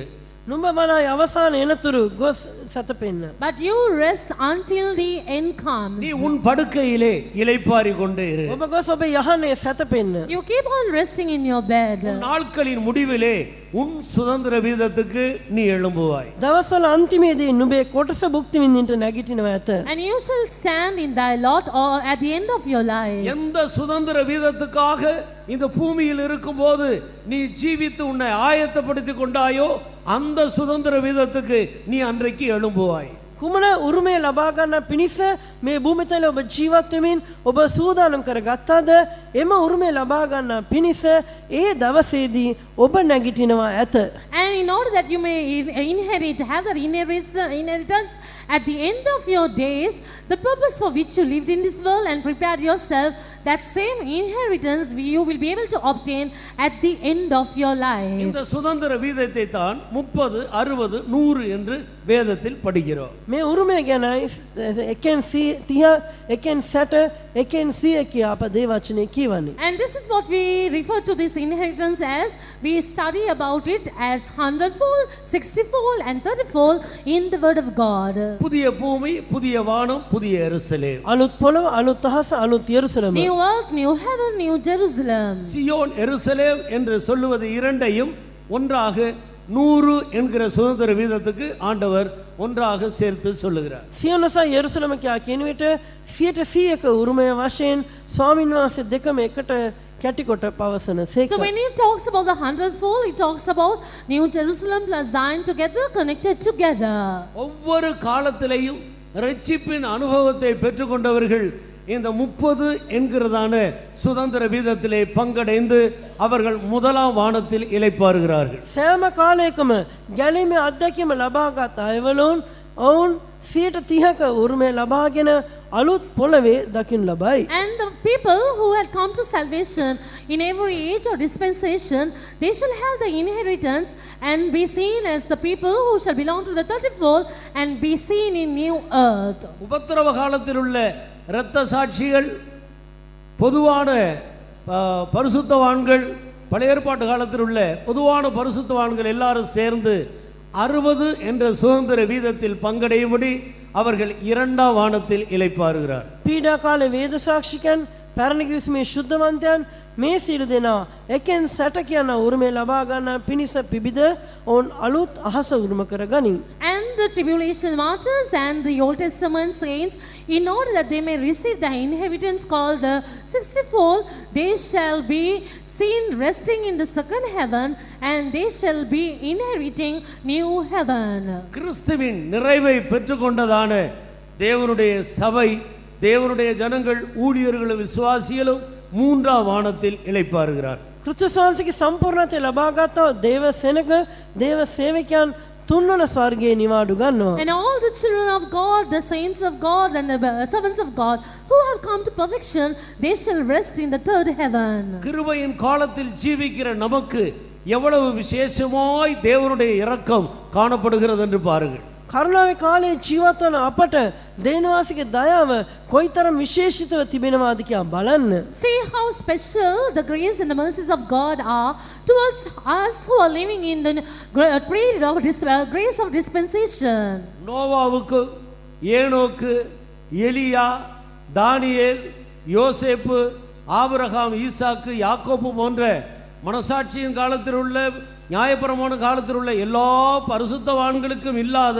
ஒரு பெரிய பாக்கியத்தை தான் ஆண்டவர் கிருபையின் காலத்தில் ஜீவிக்கிற நமக்கு ஆண்டவர் வைத்திருக்கிறார். නෝවා, ඒනෝක්, එලියා, දානියෙල්, ආබ්‍රහම්, ඊසාක්, යාකෝබ ආදී හෘද සාක්ෂික කාලය, ව්‍යවස්ථා කාලය මේ ආදී යුගවල ජීවත් වූ ශුද්ධවන්තයන්ට නොලැබුණා වූ අති උත්තර විශිෂ්ට ස්ථානයකුයි මේ කරුණා කාලී ශුද්ධවන්තයන්ට දෙන්වාසේ තබා තිබෙන්නේ. There were great saints who lived in the period of law and the period of conscience, like Enoch, Elijah, Elisha, and Daniel, Isaac, Jacob, and so on and so forth. But the Lord has kept such a special place and glory and such a special thing for us who are living in the dispensation of grace. முடிவு வரும் மட்டும் நீ போய் இளைப்பாறி கொண்டிரு. අවසාන එනතුරු ඔබ ගොස් සැතපෙන්න. You go and rest till the end be. உன் நாட்களின் முடிவிலே உன் சுதந்திர வீதத்துக்கு எழுந்திருப்பாய் என்று ஆண்டவர் தானியேலுக்கு சொன்னாரே. நாம் அறிந்த சத்தியத்தின்படி தானியேலுடைய சுதந்திர வீதம் எதுவென்று சொல்லுங்கள். දවස්වල අන්තිමේදී නුඹේ කොටස නැත උරුමය ලබන පිණිස නැගිටිනවා ඇත කියලා දෙනවාසේ දානියෙල්ට කීවා. දානියෙල්ට ලැබෙන උරුමය කුමක්ද කියලා ඔබ කියන්න. So the Lord told Daniel, you go and rest and stand in thy lot all the ends of the life at the end of your days. So what was the inheritance that the Lord gave Daniel? நம்மில் பலருக்கும் தெரியும் தானியேலுடைய சுதந்திர வீதம் 2ஆம் வானத்தில் அவர் இளைப்பாறி கொண்டிருக்கிறார். கர்த்தர் வரும்போது அவருடைய உயிர்த்தெழுதலின் வரிசையிலே அவர் 60 என்கிறதான சுதந்திர வீதத்தை பெற்றுக்கொள்ளும்படி எழும்புவார். අප දන්නවා දානියෙල් දැන් දෙවන ස්වර්ගයේ නිවාඩු ගනිමින් සිටිනවා. ස්වාමී යේසුස් වහන්සේ නවස්ථාවේදී එකෙන් 60 කියන උරුමය ලබා ගන්න පිණිස ඔහු මලවුන්ගෙන් නැගිටි. So we know that Daniel is resting in the second heaven.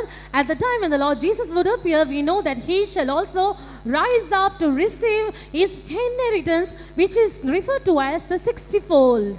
ஆனால் கிருபையின் காலத்தில் அபிஷேகம் பெற்று தேவ ஆவியினால் நடத்தப்பட்டு கிறிஸ்து இயேசுவுக்குள் சரியான ஒரு நிறைவோடு ஜீவித்து மரித்த பரிசுத்தவான்களும் ஜீவித்து கொண்டிருக்கிற தேவனுடைய பிள்ளைகளும் 100 என்கிற சுதந்திர வீதத்தில் பங்கடைவார். නමුත් කරුණාවේ කාලේ ආලේපේ ලබාගෙන ක්‍රිස්තුස් වහන්සේ සමග හැසිරෙමින් ක්‍රිස්තුස් වහන්සේගේ සම්පූර්ණත්වයට එළඹ සැතපෙන්නා වූ ජීවත් වෙන්නා වූ ශුද්ධවන්තයන් 100% කියනා වූ විපාකයේ උරුමය ලබන පිණිස නැගිටිනවා ඇත. And the saints of God who will be receiving the anointing of the Lord, the power of the Lord, and would have walked with the Lord, would have come to perfection in Christ, and also would have died in Christ or would have been living in Christ, they shall rise up in order that they may receive the inheritance which is referred to as the 100-fold.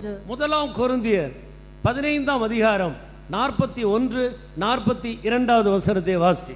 Pali කොරින්ති 15 වන පරිච්ඡේදයේ 41 42 වන පද කියමු. Let's read 1 Corinthians chapter 15 verses 41 and 42. சூரியனுடைய மகிமையும் வேறே, சந்திரனுடைய மகிமையும் வேறே, நட்சத்திரங்களுடைய மகிமையும் வேறே.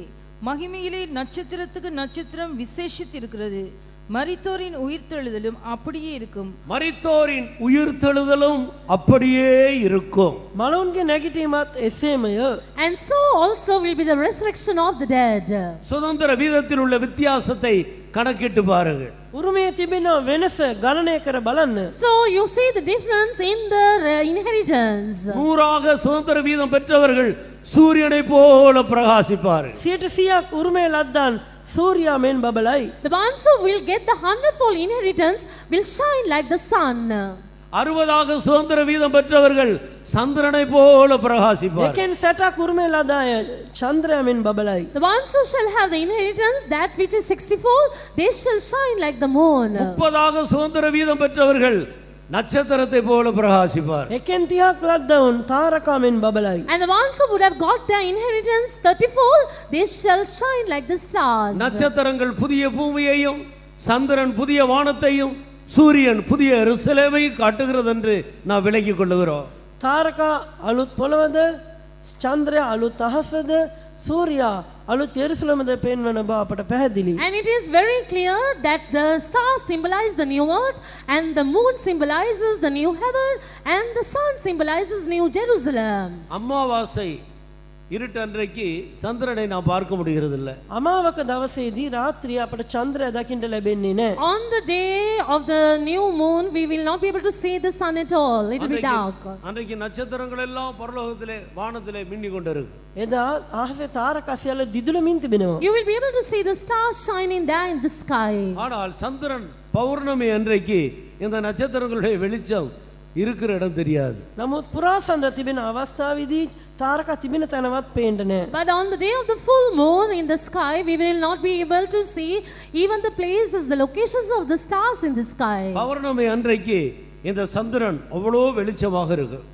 පසළොස්වක දවසේදී මේ චන්ද්‍රය කොයිතරම් ප්‍රභාවත්ව තිබෙනවද? But at the time when there's new moon, how bright the stars will be. அதே நேரத்தில் சூரியன் வரும் பொழுது இந்த சந்திரன் எங்கு போகிறது என்றே தெரியாது. ඒ සමග සූර්යා උදා වෙද්දී චන්ද්‍රයා කොහේ යනවද දන්නේ නැහැ. At the same time when the sun starts shining, we don't know where the moon goes. சுதந்திர வீதத்திலேயும் அப்படிப்பட்ட பிரகாசங்கள் உண்டு. උරුමයේත් මෙවන් බැබලීම් තිබෙනවා. There is the same illumination and brightness even in the inheritance. இதிலே புதிய பூமியிலே காணப்படுகிறதான சுதந்திர வீதம் பெற்ற ஜனங்களுக்குள்ளே ஒரு நட்சத்திரத்துக்கும் இன்னொரு நட்சத்திரத்துக்கும் வெளிச்சத்தில் வித்தியாசம் இருக்கிறது போல புதிய பூமியில இருக்கிறவர்களுக்குள்ளேயே ஒருவருக்கொருவர் பிரகாசத்தில் வித்தியாசங்கள் உண்டு. තාරකාවෙන් තාරකාවට ආලෝකයේ වෙනස්ව තිබෙන්නක් මෙන් අලුත් පොළවේ සිටින අයගෙනුත් කෙනෙකුගෙන් තවත් කෙනෙකුට තේජස වෙනස් වෙනවා. So just like how the stars also will vary in their glory from one another. Among the people who shall be living there in New Jerusalem, there will be people who shall vary in their glory. பௌர்ணமிக்கு பிறகு அதே சந்திரன் தான் கொஞ்சம் கொஞ்சமாக ஒவ்வொரு நாளும் அதனுடைய வெளிச்சம் குறைந்து கொண்டே போகும். පසළොස්වක දවසට පසුව එම චන්ද්‍රයාමයි. නමුත් කෙමෙන් කෙමෙන් ඒ දීප්තිය අඩු වී යනවා. So even after the day of the full moon, we see that little by little the brightness of the moon also will diminish. சந்திரனிலேயும் பல வித்தியாசங்கள் காணப்படுகிறது. චන්ද්‍රයාගේද විවිධ වෙනස්කම් තිබෙනවා. So there is also a variation in the moon. அதே போல புதிய வானத்திலேயும் சந்திரனுக்கு சந்திரன் வித்தியாசம் இருக்கிறது. මෙලෙසම අලුත් අහසේ චන්ද්‍රයාගෙන් චන්ද්‍රයාට දීප්තිය වෙනස්. In the same manner in new heaven also the moon, it will differ in its glory. பரலோகத்திலேயும் கூட புதிய எருசலேமிலே சூரியனுக்கு சூரியன் வித்தியாசம் இருக்கிறது. ස්වර්ග රාජ්‍ය නව යෙරුසලමේ සූර්යාගෙන් සූර්යාට තේජස වෙනස්. And in New Jerusalem, in the kingdom of God, the sun will vary in its glory. 6 மணிக்கு சூரியன் உதயமாகிறது. උදෑසන 6ට සූර්යා උදා වෙයි. The sun will start rising at 6 a.m. ஒரே சூரியன் தான் ஒவ்வொரு மணி நேரம் கடந்து வரும்போது அதனுடைய பிரகாசத்தில் வித்தியாசங்கள் காணப்படும். එකම සූර්යා පැයෙන් පැයට උදා වෙමින් පවතිද්දී එහි තේජස වෙනස් වෙනවා. And that same sun, as it starts rising up the sky, it will vary in its glory. நீதிமானுடைய பாதையும் கூட நடுப்பகல் வரைக்கும் அதிகமாய் பிரகாசிக்கிற சூரிய பிரகாசம் போல காணப்படும். ධර්මිෂ්ඨගේ පාද මධ්‍යන්නේ දක්වා වඩ වඩා ආලෝක වේගන තිබෙනා මධ්‍යන්න සූර්යා මෙන් තිබෙනවා. And the path of the just is as the shining light that shineth more and more unto the perfect day. புதிய எருசலேமில் இருக்கிறவர்களும் சியோன்ல இருக்கிறவர்களும் கூட அப்படித்தான். අලුත් යෙරුසලමේ සියෝනේ සිටින අයත් මේ වගේමය. And even the people who shall be in Zion and New Jerusalem, they shall differ in their glory. இருக்கிற இடம் ஒன்றா இருந்தாலும் பிரகாசத்திலே ஒருவருக்கொருவர் மகிமையில வித்தியாசம் இருக்கிறது. සිටින ස්ථාන එකක් වුවද තේජසෙන් පුද්ගලයාගෙන් පුද්ගලයාට වෙනස් වෙනවා. It could be true that they will all be seen in one place, but they shall all differ in their glory from person to person. இனி வரும் உலகம் இப்படிப்பட்ட வித்தியாசமான மகிமைக்குரியதை அது வெளிப்படுத்தும். මතු පැමිණ ලෝකයේ මේ ආකාර වෙනස් වූ තේජසෙන් යුක්තයි. එය එළිදරව් වෙයි. So the world that is to come, it shall vary in its glory, and this is how its illumination of brightness will be revealed. கர்த்தருக்கு ஸ்தோத்திரம். දෙවියන්ට ස්තුති වේවා. Praise be to God. அருமையான தேவனுடைய ஜனமே, ප්‍රිය දේවසෙනගනි, Oh dear people of God, இனி வரும் உலகத்தை குறித்து நாம் பேசுகிறோமே. මතු පැමිණ ලෝකය ගැන අප කතා කරනවා නේද? whereof we speak of the world to come. அதை ஆண்டவர் தூதர்களுக்கு வைக்கவில்லை, மனிதர்களாகிய நமக்கு வைத்திருக்கிறார். දෙවියන් වහන්සේ දූතයන්ට තැබුවේ නෑ, මනුෂ්‍යයන් අප උදෙසයි තබා The තිබෙන්නේ. Lord did not reserve it for angels, but unto us the man. சிருஷ்டிக்கப்பட்ட போது தூதர்கள் எப்படி இருந்தார்களோ அப்படித்தான் இப்பொழுதும் இருக்கிறார்கள், இனிமேலும் அப்படித்தான் இருப்பார்கள். அவர்களுக்குள்ள யாதொரு மாற்றமும் இல்லை. මැවුදා පටන් කොයි ආකාර දේව දූතයන් සිටියද දැනුත් ඔවුන් සිටින ආකාරයෙනි මතු අනාගතයේත් එලෙසම සිටිනවා. ඔවුන්ගේ වෙනසක් නැහැ. The angels will exist in the same manner, just like how they were created in the beginning. They do exist in the same manner now, and they will be the same in the future. There is no difference or change in them. ஆனால் மனிதர்கள் அப்படி அல்ல. නමුත් මනුෂ්‍යයන් එසේ නොවි. But people are not so. நம்முடைய ஜீவியத்துக்கு ஏற்ற விதத்தில் இனி வரும் உலகத்தில் நாம் வித்தியாசமான நிலவரங்களில் பிரகாசிக்க போகிறோம். අපගේ ජීවිතයට සරලන පරිදි මතු පැමිණ ලෝකේ වෙනස් වූ තේජසෙන් යුක්තව අපි බබලන්නට යනවා. According to the life we have lived on this earth, we are going to shine brightly with different glory in the world to come. கர்த்தராகிய இயேசு கிறிஸ்து எதற்காக மரித்தார்? ස්වාමී යේසුස් වහන්සේ නැසුනේ කුමක් උදෙසාද? For what reason did the Lord Jesus die? எபேசியருக்கு எழுதின நிருபம் 5ஆம் அதிகாரம் 27வது வசனத்தை வாசி. එපිස 5 වන පරිච්ඡේදයේ 27 වන පදේ කියමු. Ephesians chapter 5, let's read verse 27. கரை திரை முதலானவைகள் ஒன்றும் இல்லாமல் பரிசுத்தமும் பிழையற்றதுமான மகிமையுள்ள சபையாக அதை தமக்கு முன் நிறுத்திக் கொள்வதற்கு தம்மை தாமே அதற்காக ஒப்புக் கொடுத்தார். கர்த்தராகிய இயேசு தன்னை ஒப்பு கொடுத்ததனுடைய பிரதான நோக்கம் ஒரு மகிமையுள்ள சபையை தனக்கு முன்பாக கொண்டு வந்து நிறுத்த வேண்டும். ස්වාමී යේසුස් වහන්සේ තමන් වහන්සේ පාවා දුන් හේතුව නම් තේජවත් සමාවක් තමන් වහන්සේ ඉදිරියේ ගෙනවි තබාන පිණිසයි. The main reason as to why the Lord Jesus offered himself or gave himself was that he might present it to himself a glorious church. இந்த மகிமையுள்ள சபையில் சியோன் எருசலேம் என்ற இரண்டு கூட்டத்தாரும் இருக்கிறார்கள். මේ තේජවත් සභාවේ සියොන හා යෙරුසලම කියන කණ්ඩායම් දෙකම සිටිනවා. When you talk about the glorious church, it is of two groups, that is Zion and New Jerusalem. இந்த இரண்டு இடத்துக்கும் ஒரு மனிதன் தன்னை தானே தகுதிப்படுத்திக் கொள்ள முடியாது. මේ ස්ථාන දෙකටම මිනිසෙකුට තමාටම එම ස්ථානයේ උදෙසා සූදානම් කරගන්නට බෑ. A man cannot prepare himself or make him suitable or worthy to any of these two places by his own. இது பெரிய வேலை. இது சாதாரணமாக எந்த மனிதனாலும் செய்ய முடியாது. මේ විශාල වැඩක් සාමාන්‍ය විලසින් මිනිසෙකුට කරන්න බෑ. This is a great task.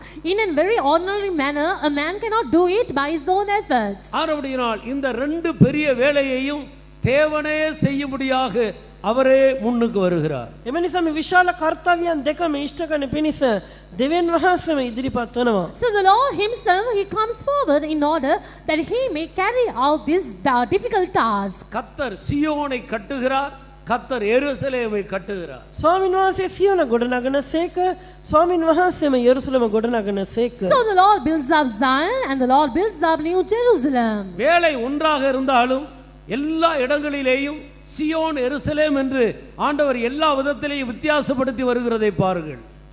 ස්ථාන එකක් වුවත් සෑම තැනම සියොන යෙරුසලම කියා දෙවියන් වහන්සේ වෙන් කරමින් ඉදිරිපත් කරන එක අපට දැකිය හැකියි. Though it is actually referred to as one place, just see how the Lord, when he talks about them, he differentiates them as Zion and New Jerusalem. கர்த்தர் சியோனை கட்டி தமது மகிமையிலே வெளிப்படுவார். ස්වාමීන් වහන්සේ සියොන ගොඩනගා සොකී මහිමෙන් ප්‍රකාශ වෙනවා ඇත. And so when the Lord shall build up Zion, he shall appear in his glory.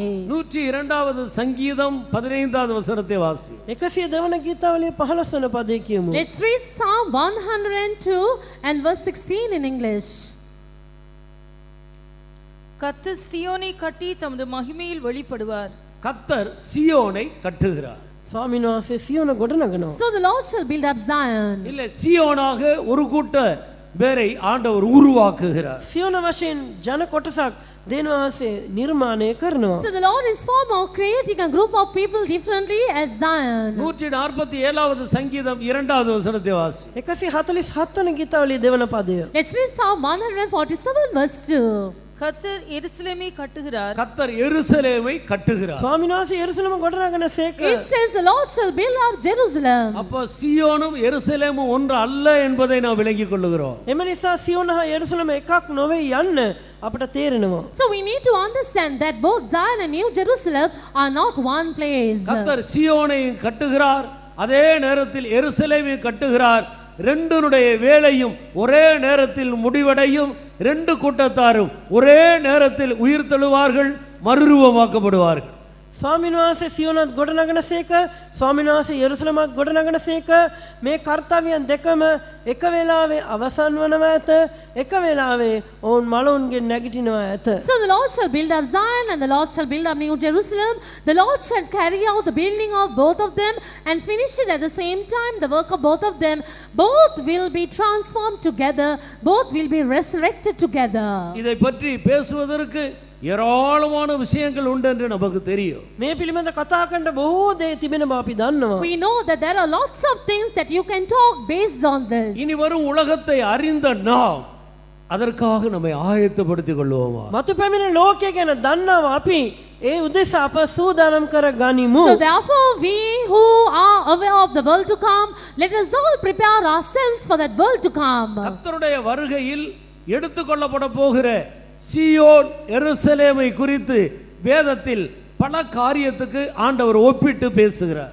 සේසාංශ කීමේදී ඔසවාගන්න ලබන සියොන යෙරුසලම දේව වචනේ නොයෙකුත් දේවල් වලට සමාන කොට කතා කර The තිබෙනවා. Lord has compared New Jerusalem and Zion, that which are going to be caught up at his coming, to so many things in the scriptures. 2 தீமோத்தேயுவின் புஸ்தகம் 2ஆம் அதிகாரம் 5வது வசனத்தை வாசி. දෙවනි තිමෝති දෙවන පරිච්ඡේදයේ 5 වන පදයේ කියමු. 2 Timothy chapter 2, let's read verse 5. மேலும் ஒருவன் மல்யுத்தம் பண்ணினாலும் சட்டத்தின்படி பண்ணாவிட்டால் முடிசூட்டப்படான். ஒருவன் மல்யுத்தம் பண்ணினாலும் சட்டத்தின்படி பண்ணாவிட்டால் அவன் முடிசூட்டப்படுவதில்லை. යමෙක් ක්‍රීඩාවන්හි පොරට යන්නේද ඔහු නියම ලෙස නොයන්නේ නම් ඔහු ඔටුනු පළඳුන් ලබන්නේ නැත. And if a man also strive for masteries, yet is he not crowned, except he strive lawfully. ஒரு நல்ல கிறிஸ்துவ வாழ்க்கையை ஒரு மல்யுத்த வீரனுக்கு ஒப்பிட்டு ஆண்டவர் இங்கே சொல்லுகிறார். යහපත් ක්‍රිස්තියානි ජීවිතයක් ක්‍රීඩාවෙන් පොරට යන්නව කෙනෙකුට සමාන කර කියා තිබෙනවා. So the Lord has compared a good Christian life to a warrior or one who strives for masteries. மல்யுத்தம் என்று சொல்லுகிறது ஒரு மனிதன் அநேகரோடு யுத்தம் பண்றதல்ல, தனியாக இன்னொரு மனிதனுக்கு மனிதர் யுத்தம் பண்ணுவது. මේ ස්ථානයේ විශාල පිරිසක් සමග සටන් කිරීමක් නෙමෙයි, එක පුද්ගලෙක් තවත් තනි පුද්ගලෙකුට විරුද්ධව සටන් කිරීමයි පෙන්වන්නේ. And in this particular context, it refers to the man who strives for masteries or a warrior, not one person warrior fighting against a group of people, but one warrior fighting against another man. கர்த்தருக்கு ஸ்தோத்திரம். දෙනවාසට ස්තුති වේවා. Praise be to God. ரெண்டு மல்யுத்த வீரர்கள் யுத்தம் பண்ணி கொண்டிருக்கிறார்கள் என்று வைத்துக் கொள்ளுங்கள். මේ ආකාරව පුද්ගලයන් දෙදෙනෙක් සටන් කරනවා යයි සිතමු. So let's imagine two warriors fighting or striving for mastery. ஆயிரக்கணக்கான ஜனங்கள் சுற்றிலும் இருந்து பார்த்து கொண்டிருப்பார். දා සංඛ්‍යාත ජනයා වටා පිටාවේ සිටමින් නරඹනවා. And there are thousands of people who are standing round about watching it. தன்னுடைய கணவன் அதிலே ஒருவராக மல்யுத்தம் பண்ணுகிறார் என்று வைத்துக் கொள்ளுங்கள். සැමියා මේ ස්ථානේ මල්ලව පොරේ යෙදෙනවා කියා අපි හිතමු. Let's say the warrior has got a wife who's also in that audience. மனைவி பார்க்கத்தான் செய்யலாமே தவிர எந்த விதத்திலையும் தன்னுடைய ஹஸ்பண்டுக்கு உதவி செய்ய முடியாது. බිරිඳට බලාක් සිටින්න පුළුවන්, නරඹන්න පුළුවන් මිස මොනේ මන්දමිනෝ සැමියාට උදව්වක් කරන්න බෑ. The wife can do just one thing, just watch what's happening there, how he's fighting. She cannot help him in any way. ஒரு முறை நான் ரட்சிக்கப்படுவதற்கு முன்பாக மல்யுத்த வீரர்கள் ரெண்டு பேர் யுத்தம் பண்ணுகிறதை நான் ஒரு படத்தில் பார்த்து கொண்டது. වරක් ගැලීම ලබන්නට පෙර මෙසේ මල්ලව පොරේ යෙදුණු දෙදෙනෙක්ව චිත්‍රපටයකින් මම නරඹමින් සිටියා. Once at the time before I got saved, in a movie, in a film, I saw two warriors fighting.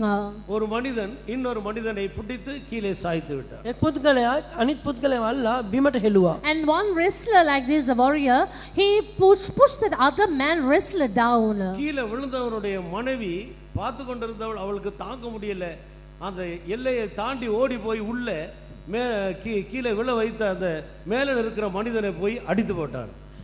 භාර්යාවට බිම වැටුණු පුද්ගලයාගේ භාර්යාවට දරා ගන්න බැරි වුණා. එම නිසා ඇගේ සීමාව ඉක්මවා ඒ පොරබදින ස්ථානයට ගොස් ඒ වට්ටපු අනිත් පුද්ගලයාට ගහන්න පටන් ගත්තා. The man who fell down, he had his wife also as one of the people in the audience. She couldn't bear it.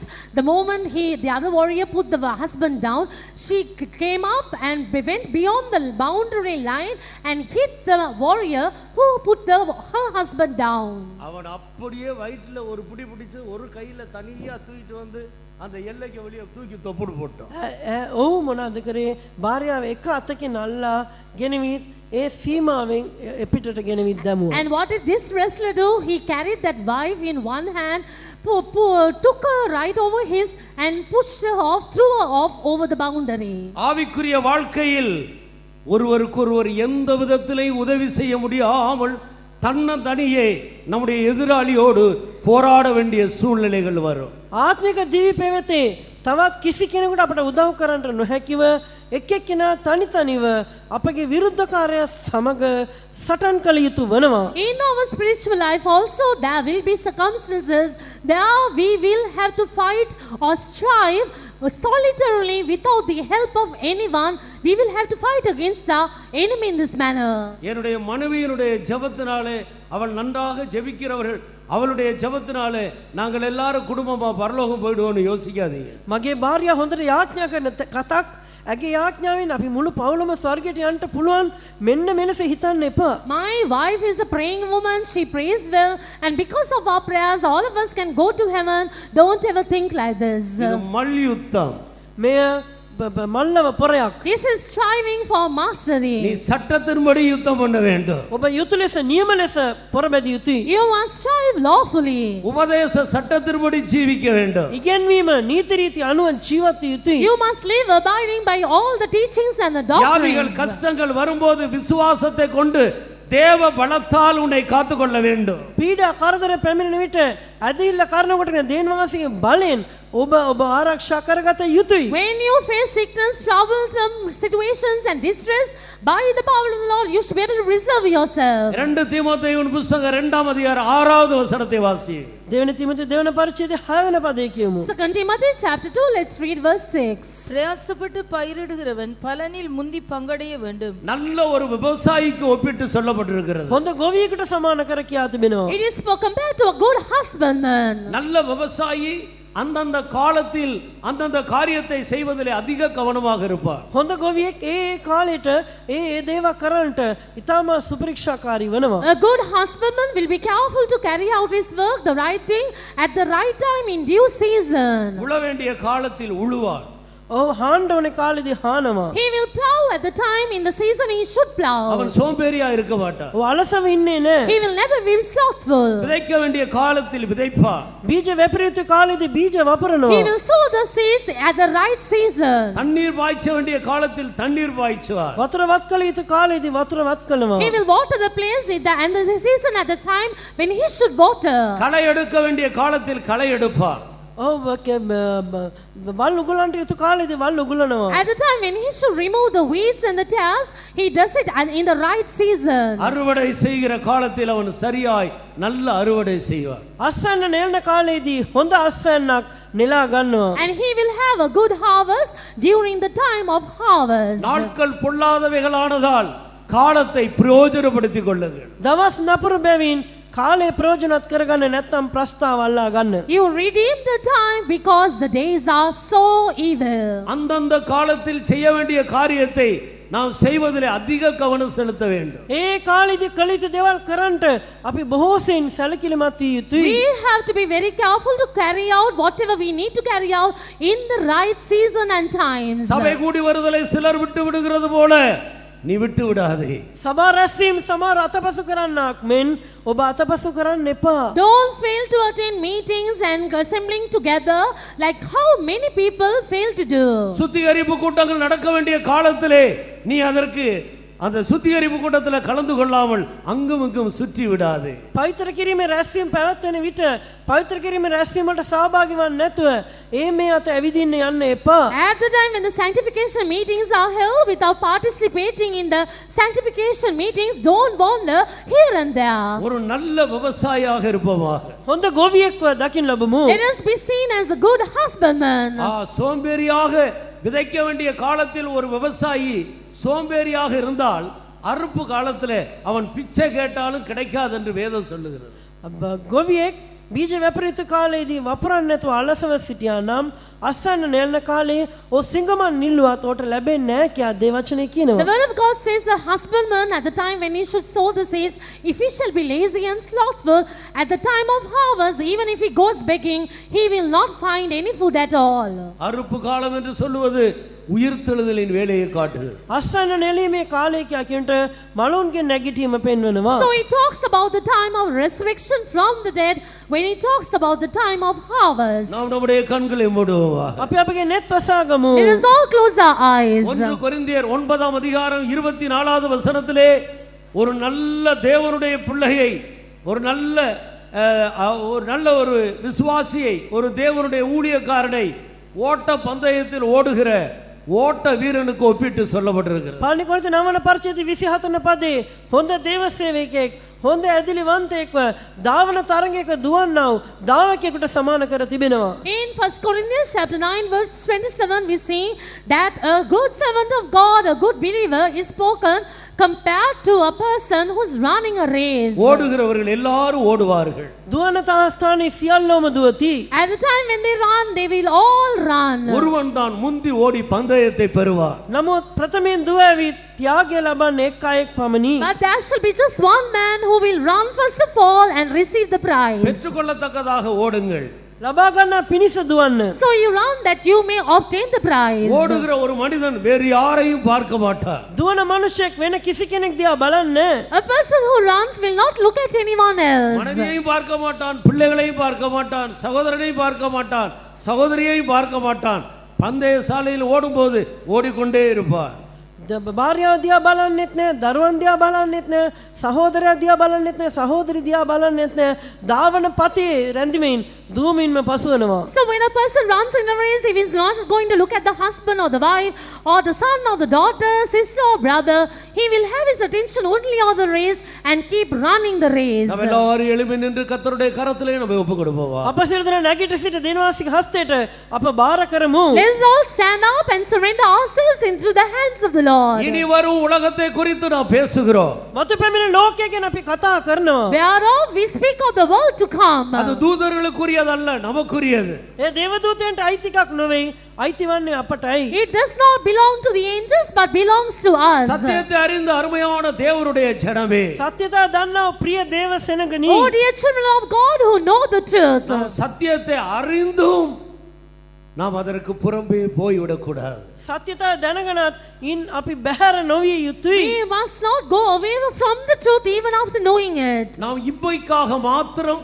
கிறிஸ்துவின் மேல் நம்பிக்கை வைத்தால் மற்ற உலகத்தில் உள்ள எல்லாரை பார்க்கிலும் நம்முடைய முடிவு பரிதாபமாக இருக்கும். මේ ජීවිතය ගැන උදෙසා පමණක් අප දේනවාසිකර බලාපොරොත්තු තබනවා නම් අපගේ අවසානයේ අන් සියලු සෙනඟට වඩා අති සෝචනීය වනු ඇත. If in this life only we have hope in Christ, we are of all men most miserable. நாம் கிறிஸ்துவை நம்புவது இம்மைக்காக அல்ல, மறுமைக்காக.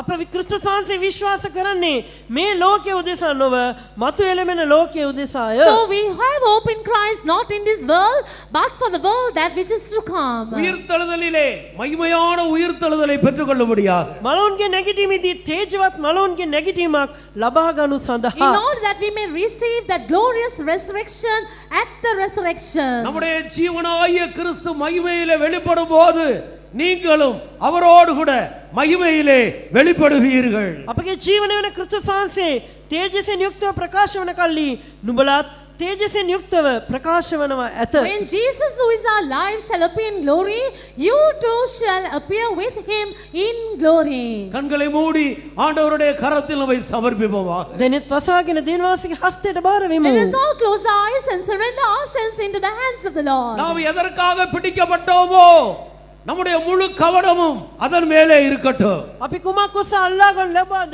අපගේ මුළු අවධානයම ඒ වෙතම යොමු වේවා. The reason and the purpose for which the Lord has caught us, captured us, let us have our total attention on that. நம்முடைய பிள்ளைகளையும் அந்த நோக்கத்துக்கு நேராகவே நடத்துவோமாக. අපගේ දරුවන්වත් එම අරමුණ වෙතටම යොමු කරමු. Let us also direct our children towards that goal. இதை குறித்து தான் பரிசுத்த பவுல் கொரிந்தியருக்கு சொல்லும்போது விவாகம் பண்ணுகிறது நல்லது, பண்ணாமல் இருப்பது மிகவும் நல்லது.